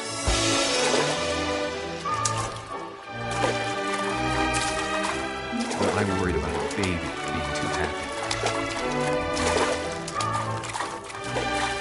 I feel him slipping away. Sorry about that, Gregory. I know you did everything you could. Maybe if I hadn't called that night.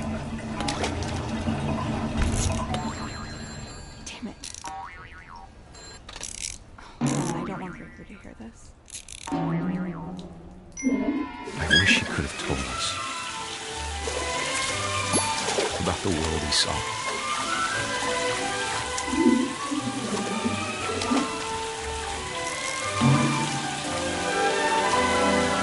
There's so much I don't understand about Gregory,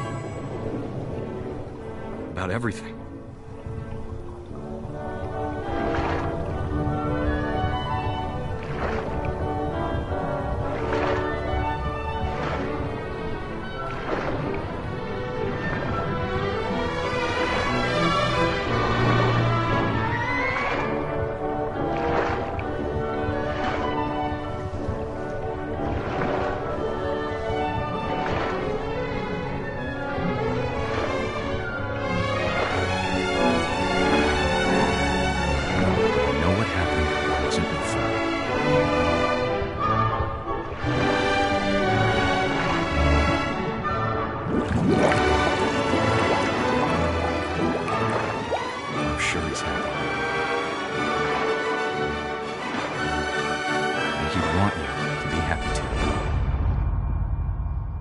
Good luck, Kay.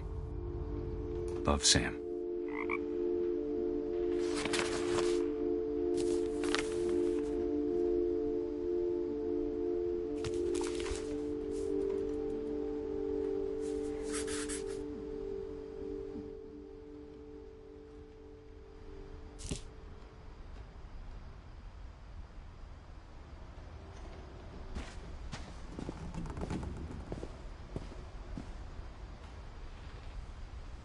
I can't imagine my mom ever writing poetry, and yet...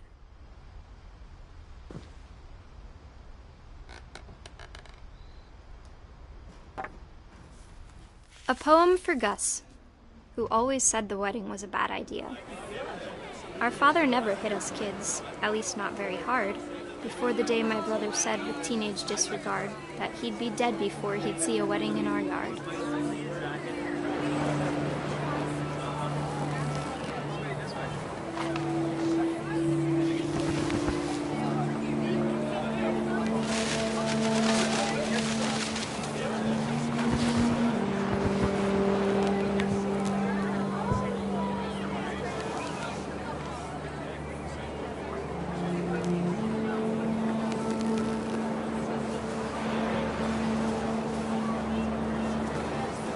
Father made him come, of course, but Gus stood far apart, just flew his kite and bottled up the storm inside his heart.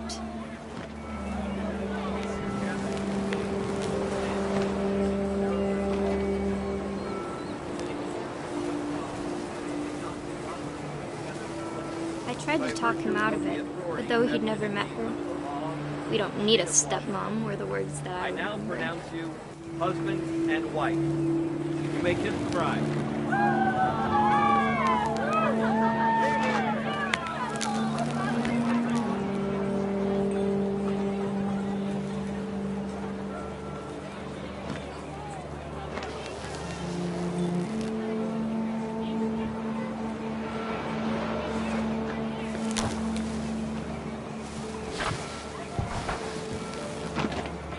When the time for photos came, Dad ordered him to come here.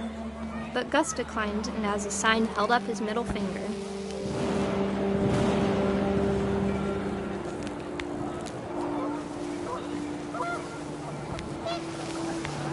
The wind picked up, and panicked geese appeared and quickly went. But all the humans did that day was go inside the tent.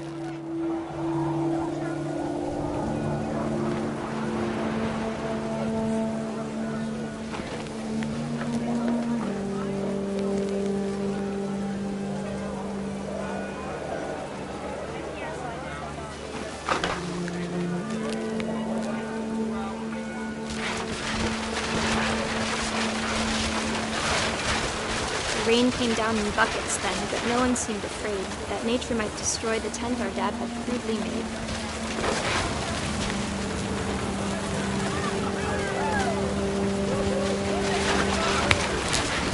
The thunder sounded much too close and full of angry power, but all my father said to this was, "Make the music louder."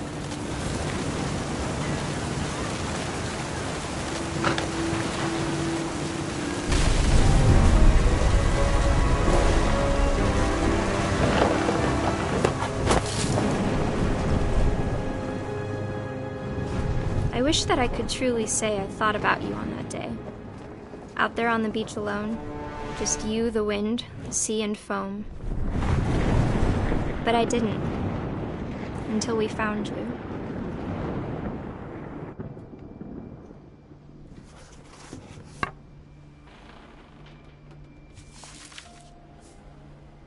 She never talked about him, but Mom told me once if I was a boy, they were going to name me Gus.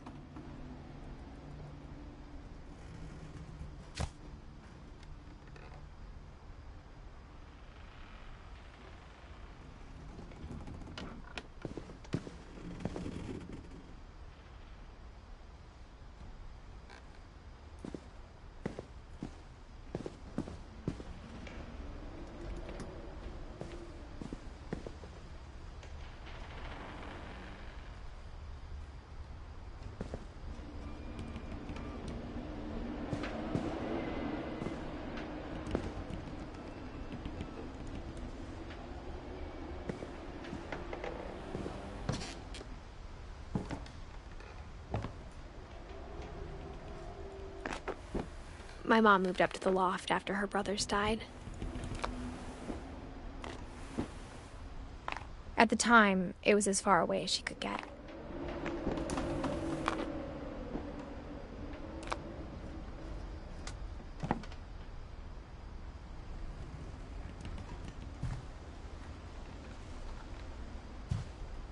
Religion was another thing my mom never talked about, but I think it helped her a lot after her dad died.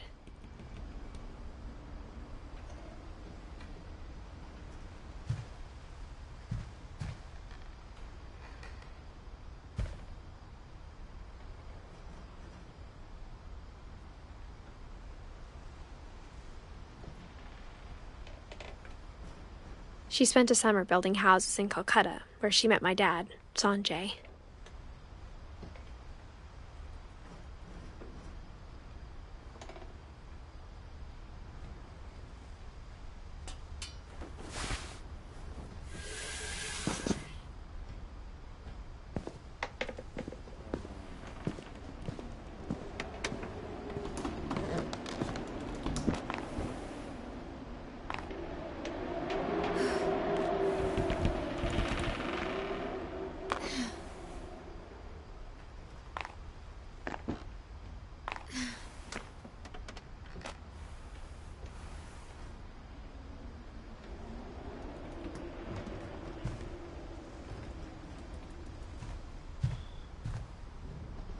My mom moved to India a week after graduation and got a job teaching English.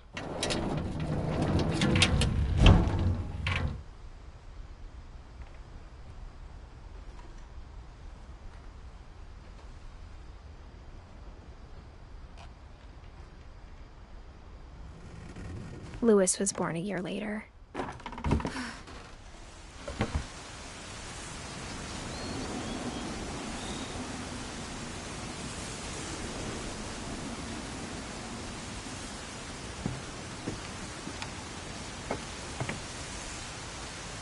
When my dad died, I don't think Mom knew where else to go.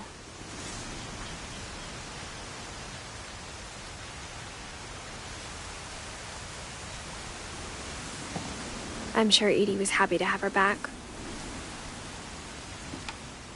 And to see kids in the house again.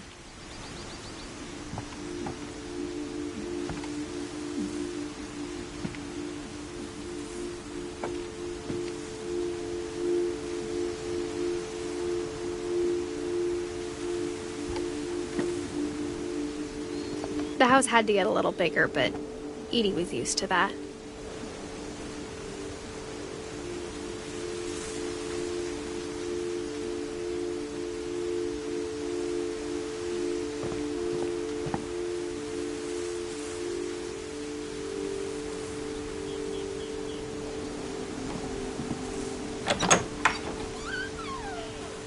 And for a while, things were good.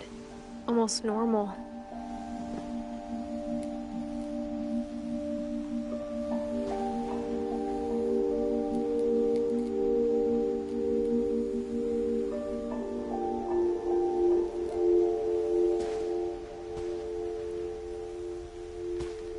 But it didn't last.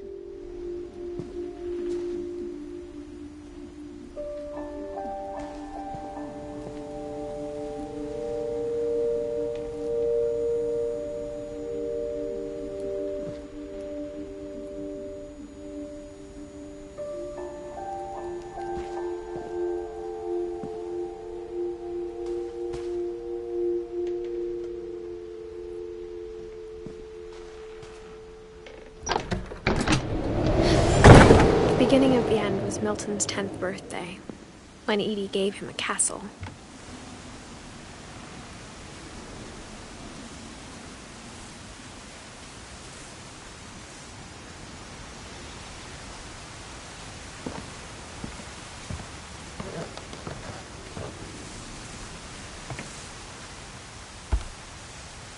After Milton disappeared, the only thing he left behind was a room full of paintings.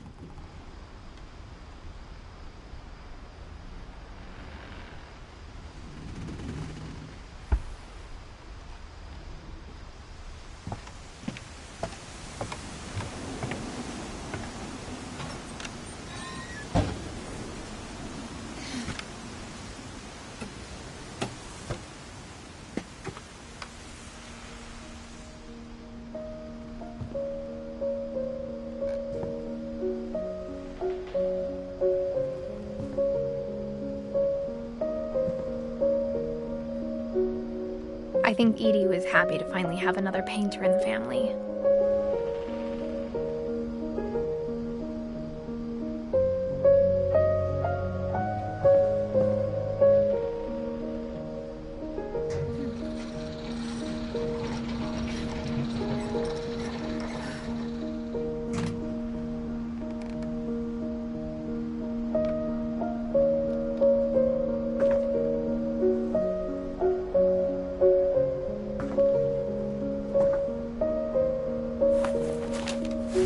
Milton Finch in The Magic Paintbrush.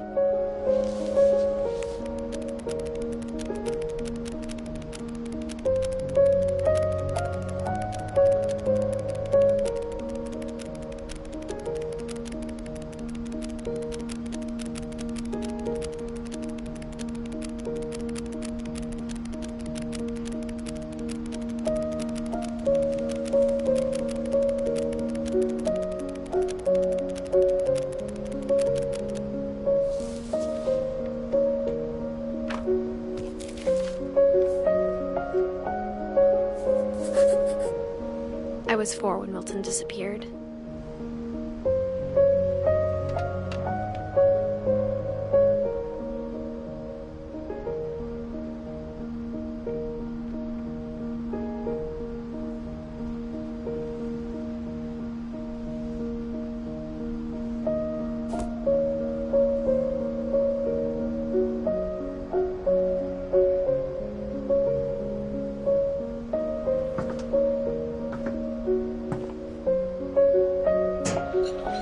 Mom spent months searching for my brother.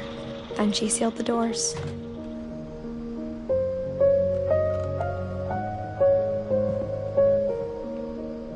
Whatever Milton had found in the house, Mom didn't want it getting out.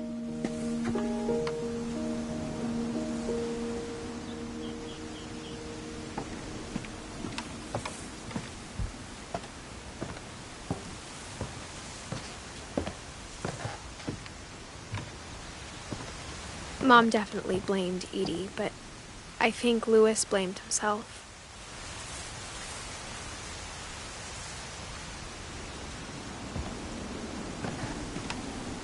After he graduated, he just spent more and more time in his room, until Mom got him a job at the cannery.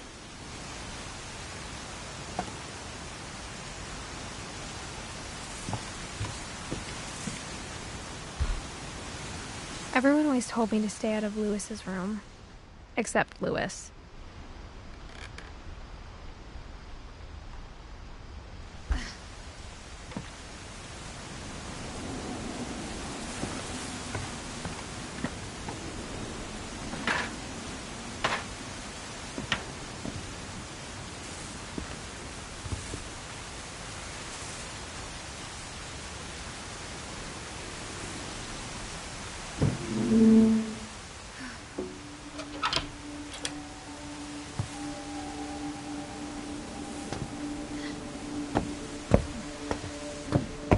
Louis's room smelled very, very familiar. That part of him lived on.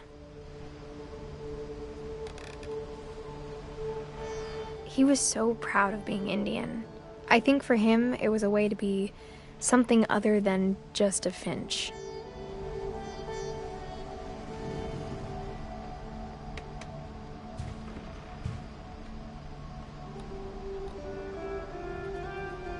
Louis and I spent a lot of time playing games together, but he was surprisingly bad at them. He died a lot.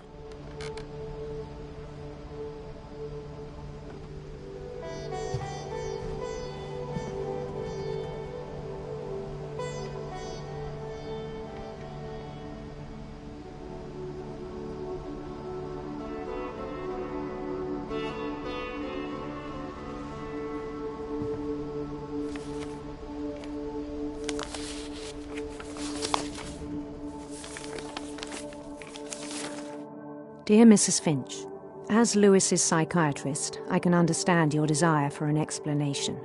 As I see it, the trouble began in January, shortly after we convinced your son to seek treatment for substance abuse. Newly sober, I believe Louis first noticed the monotony of his daily life.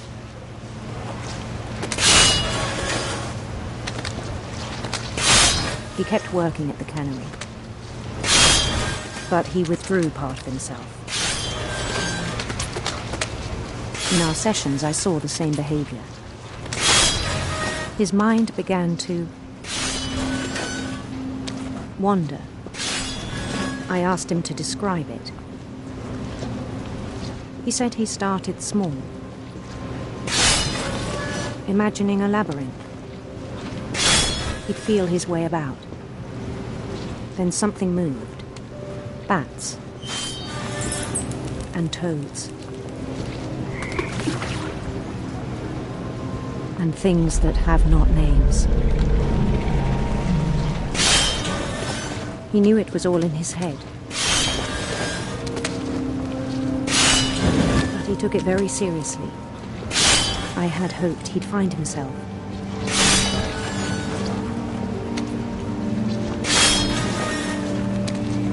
But he found something more.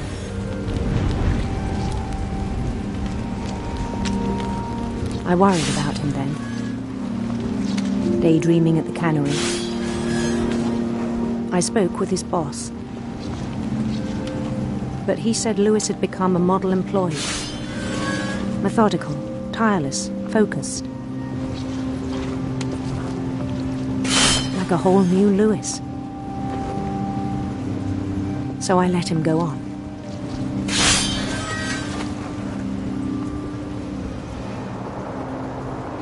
I even encouraged him. It seemed very promising at first. He told me he'd made a new friend.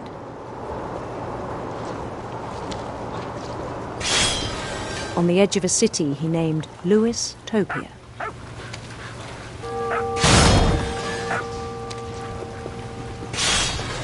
He built the city up slowly, brick by brick. Then he made musicians.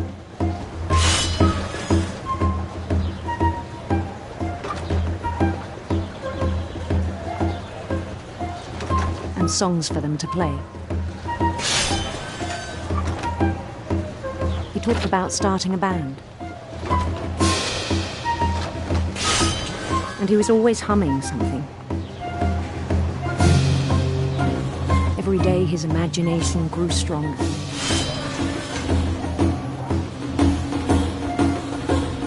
He no longer spoke at the cannery. But his chopping was as reliable as ever. Then one day it struck him that all the cheering crowds, even the stones under his feet, were all in his imagination, so he could do whatever he wished.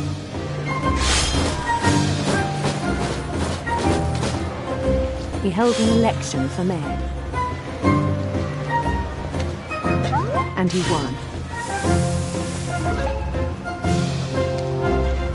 They begged him to stay, but his mind was already wandering.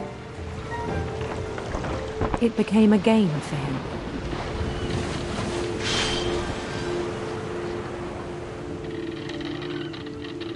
He'd conquer a city, then immediately push on. New Louisville.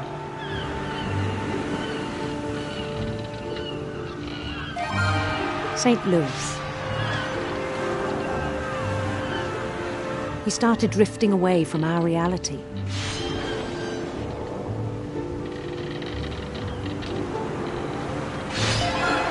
Minneapolis, until one day he forgot to go home from the cannery. Even as his mother pleaded with him, part of Lewis kept sailing on.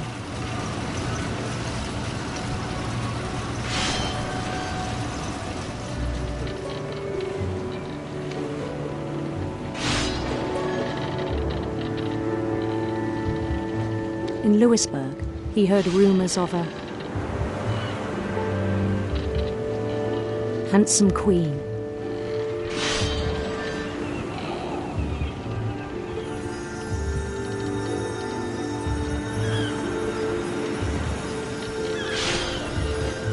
The queen was on her own quest for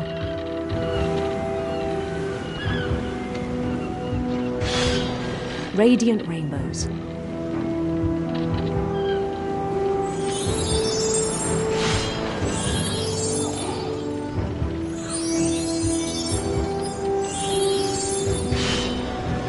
followed the sound of her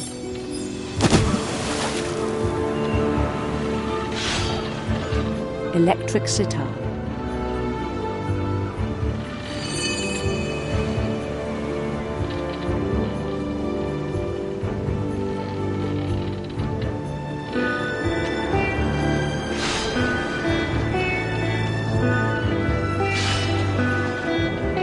His chase led him to a golden palace east of the sun and west of the moon.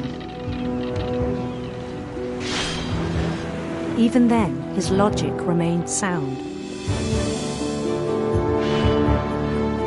He knew the world was all in his imagination.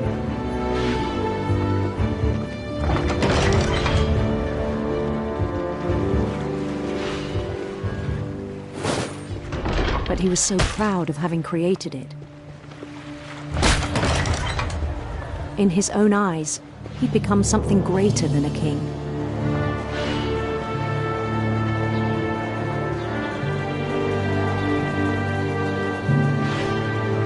For someone who'd never known success in the real world, I think it was overwhelming.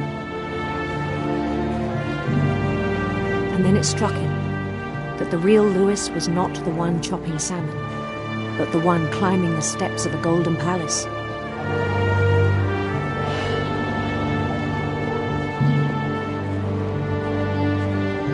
My imagination is as real as my body, he told me.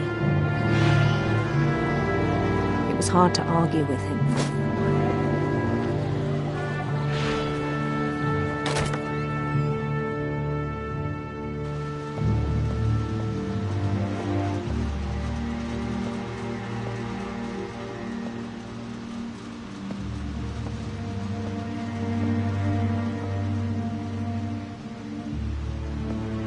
Began to forget the world we know.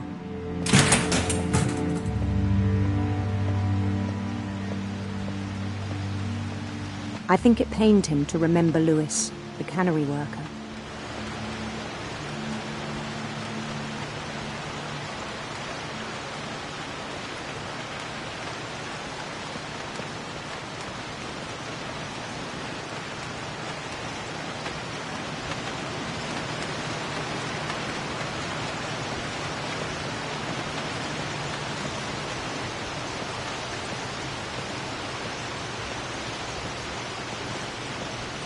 He began to despise the man with a royal contempt.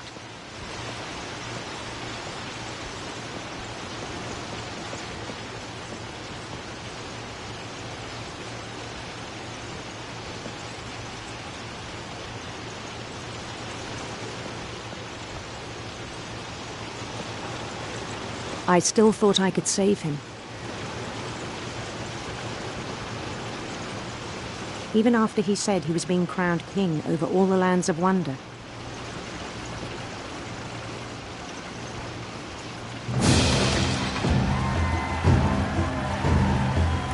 The palace would be packed with his companions.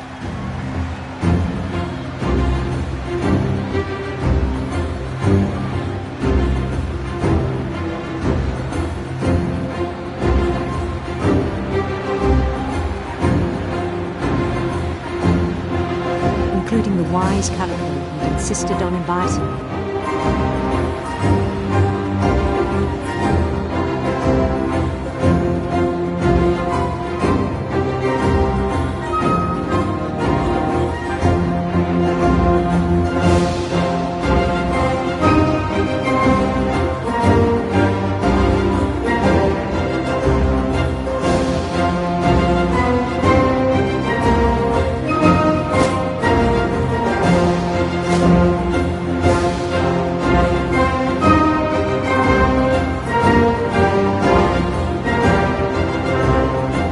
Queen waited, holding his crown.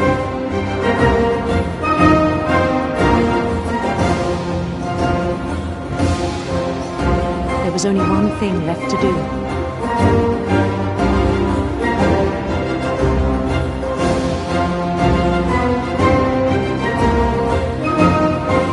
Bend down his head.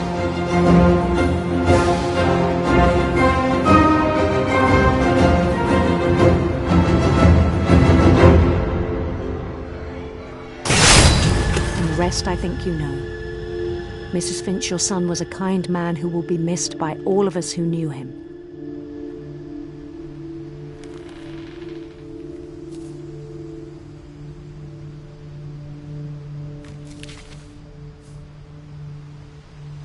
My brother was really cool.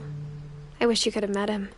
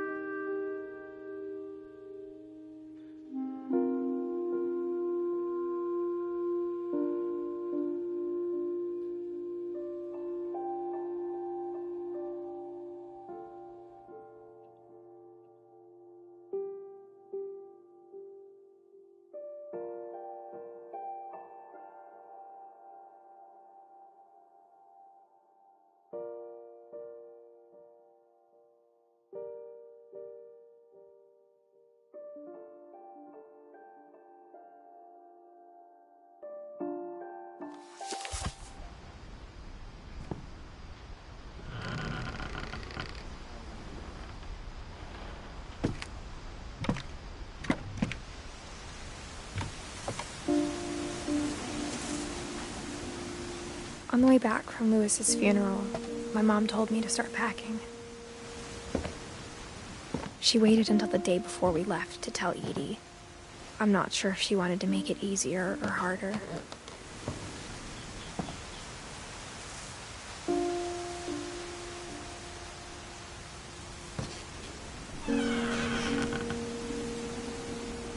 I wish we'd stayed.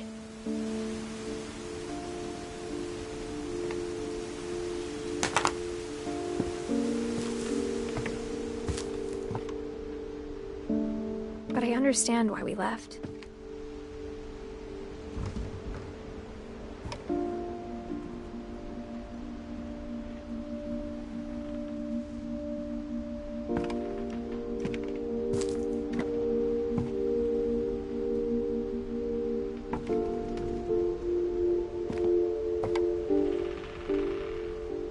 My mom ended up leaving everything behind.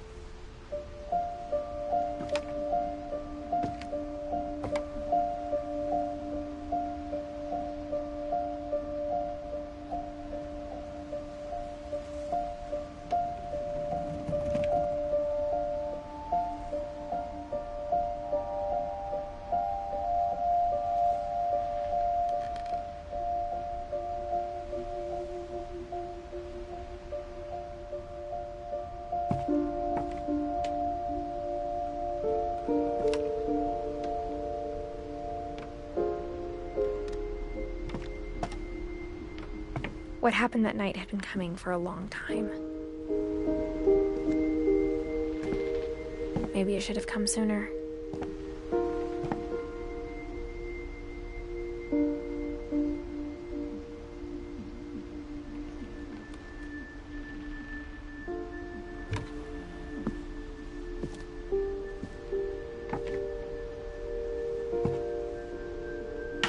But it had to end one way or another. All that's left now is to tell you about that last night.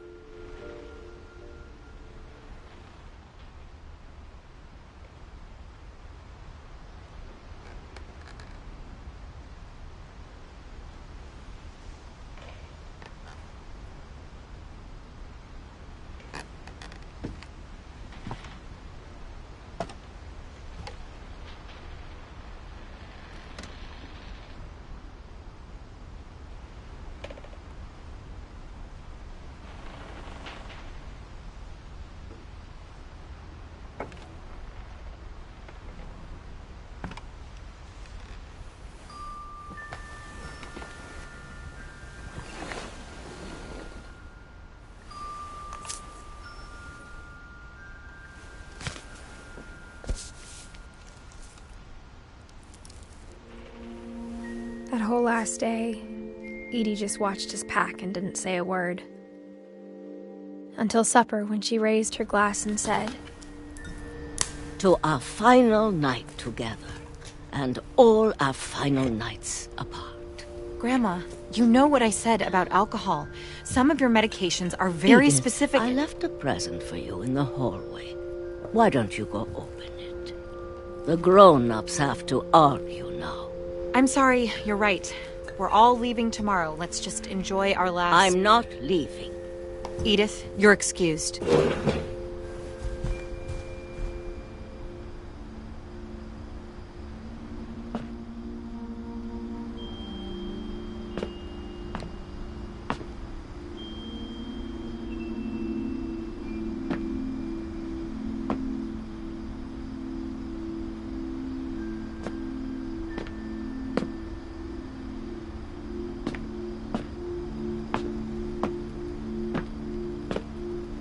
The power had been shut off that morning, but Edie always had plenty of candles.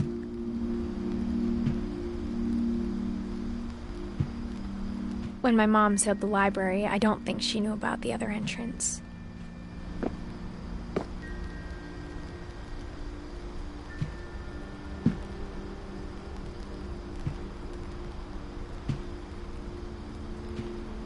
Or that Edie had a key to it.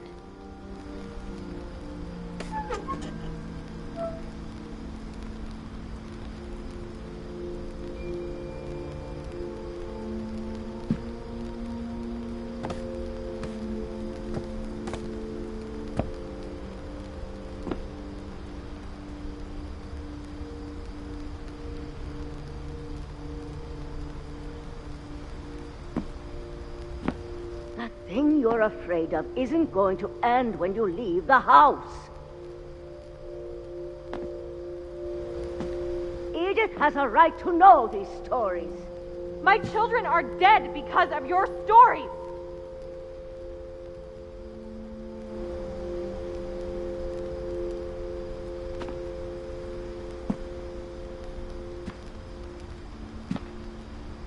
I think it's best if Edith and I leave tonight.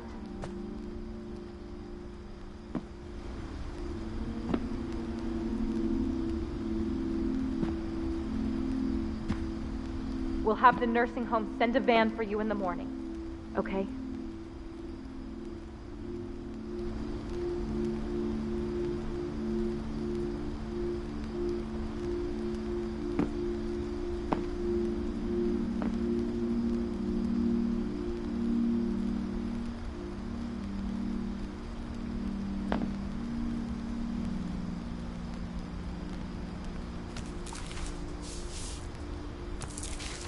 Dear Edith, there's so many stories I wish I could tell you, but there's only time for one. This is about what happened on the night you were born. That night, the tide went way, way out.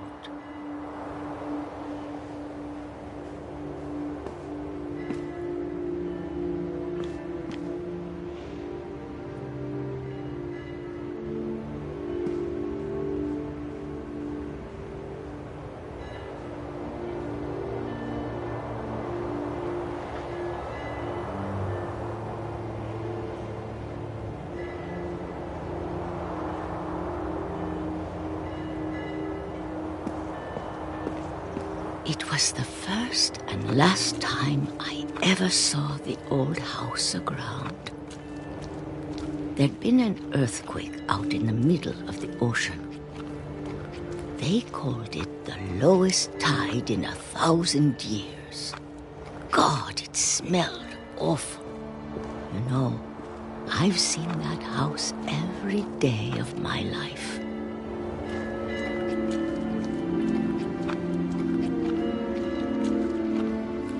Never thought I'd go back to it. When the fog rolled in, I lost my way.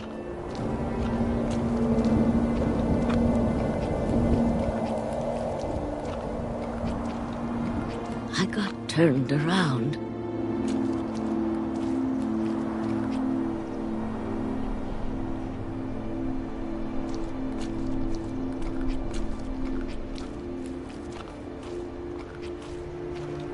I started seeing things.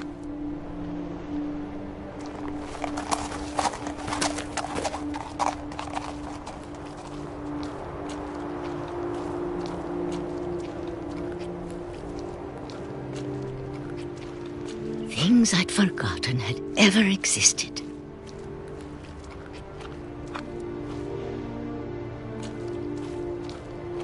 But when I saw them, they felt like old friends. That night, a lot of things came back to me.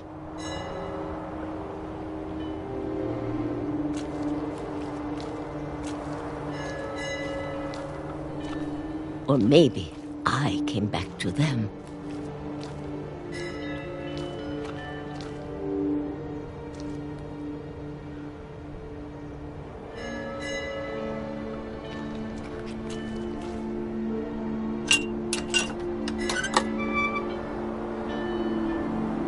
Things I can't explain, but that I need you to try and... Edith, what are you doing in here? It's mine. Edith! Mom, you're gonna rip it! Let go! I kicked and screamed, but Mom dragged me to the car. I never saw Great-Grandma Edie again. The next morning, the van came to pick her up, but she was already gone. After that, we moved around a lot.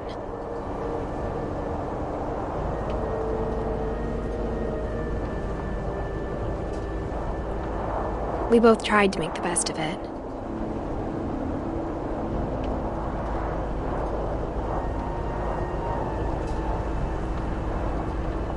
A few years went by.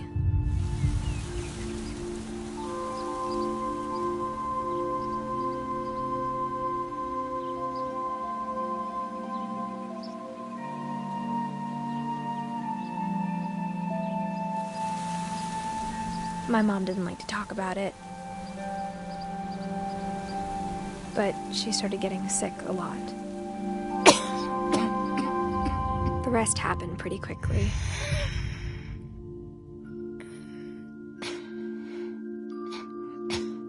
She got better for a while,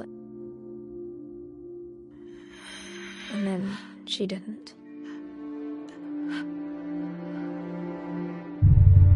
And then I was alone.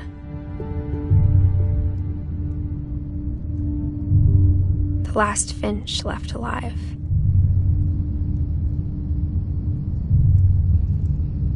Until I found out about you. I'm still not sure what to tell you about all this. If we lived forever, maybe we'd have time to understand things. But as it is, I think the best we can do is try to open our eyes. And appreciate how strange and brief all of this is.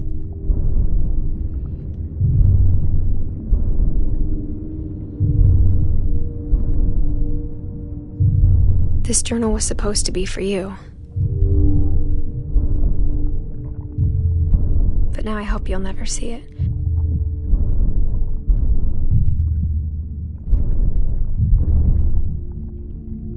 I just want to meet you and tell you all these stories myself.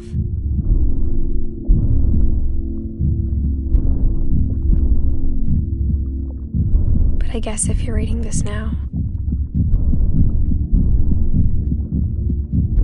things didn't work out that way.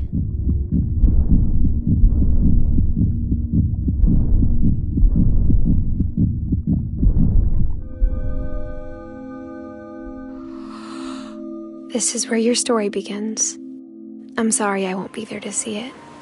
It's a lot to ask, but I don't want you to be sad that I'm gone. I want you to be amazed that any of us ever had a chance to be here at all. Good luck.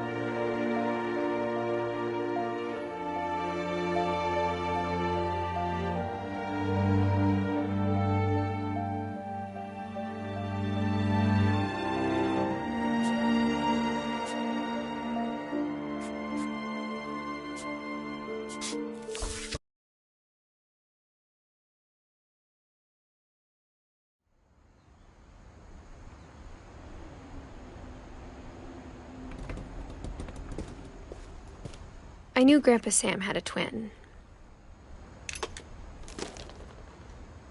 And that he never talked about him.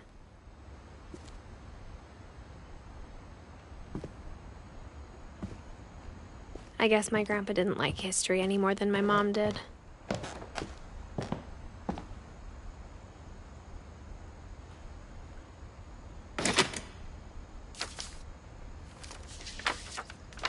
How I Want to Remember My Brother by Sam Finch. The thing I remember is that when he made up his mind, that was it.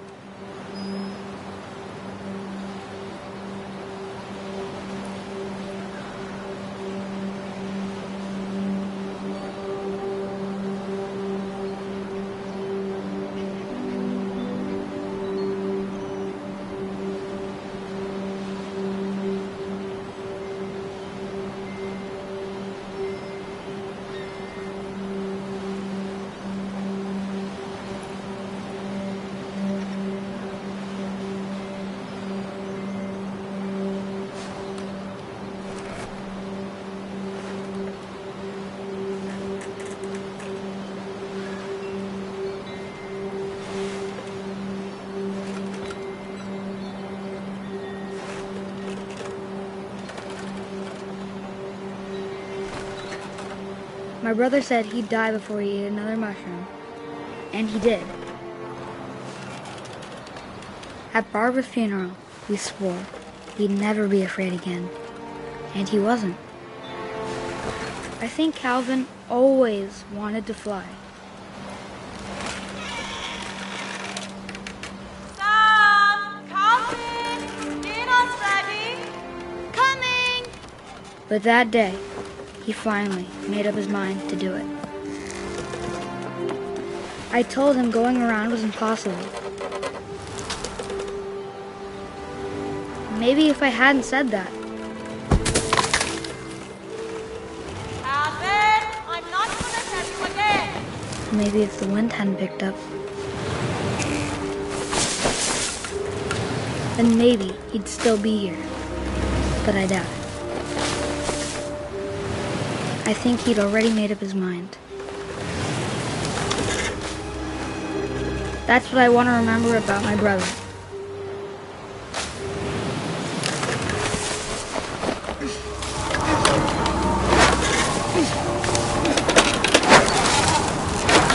The day he made up his mind to fly. And he did.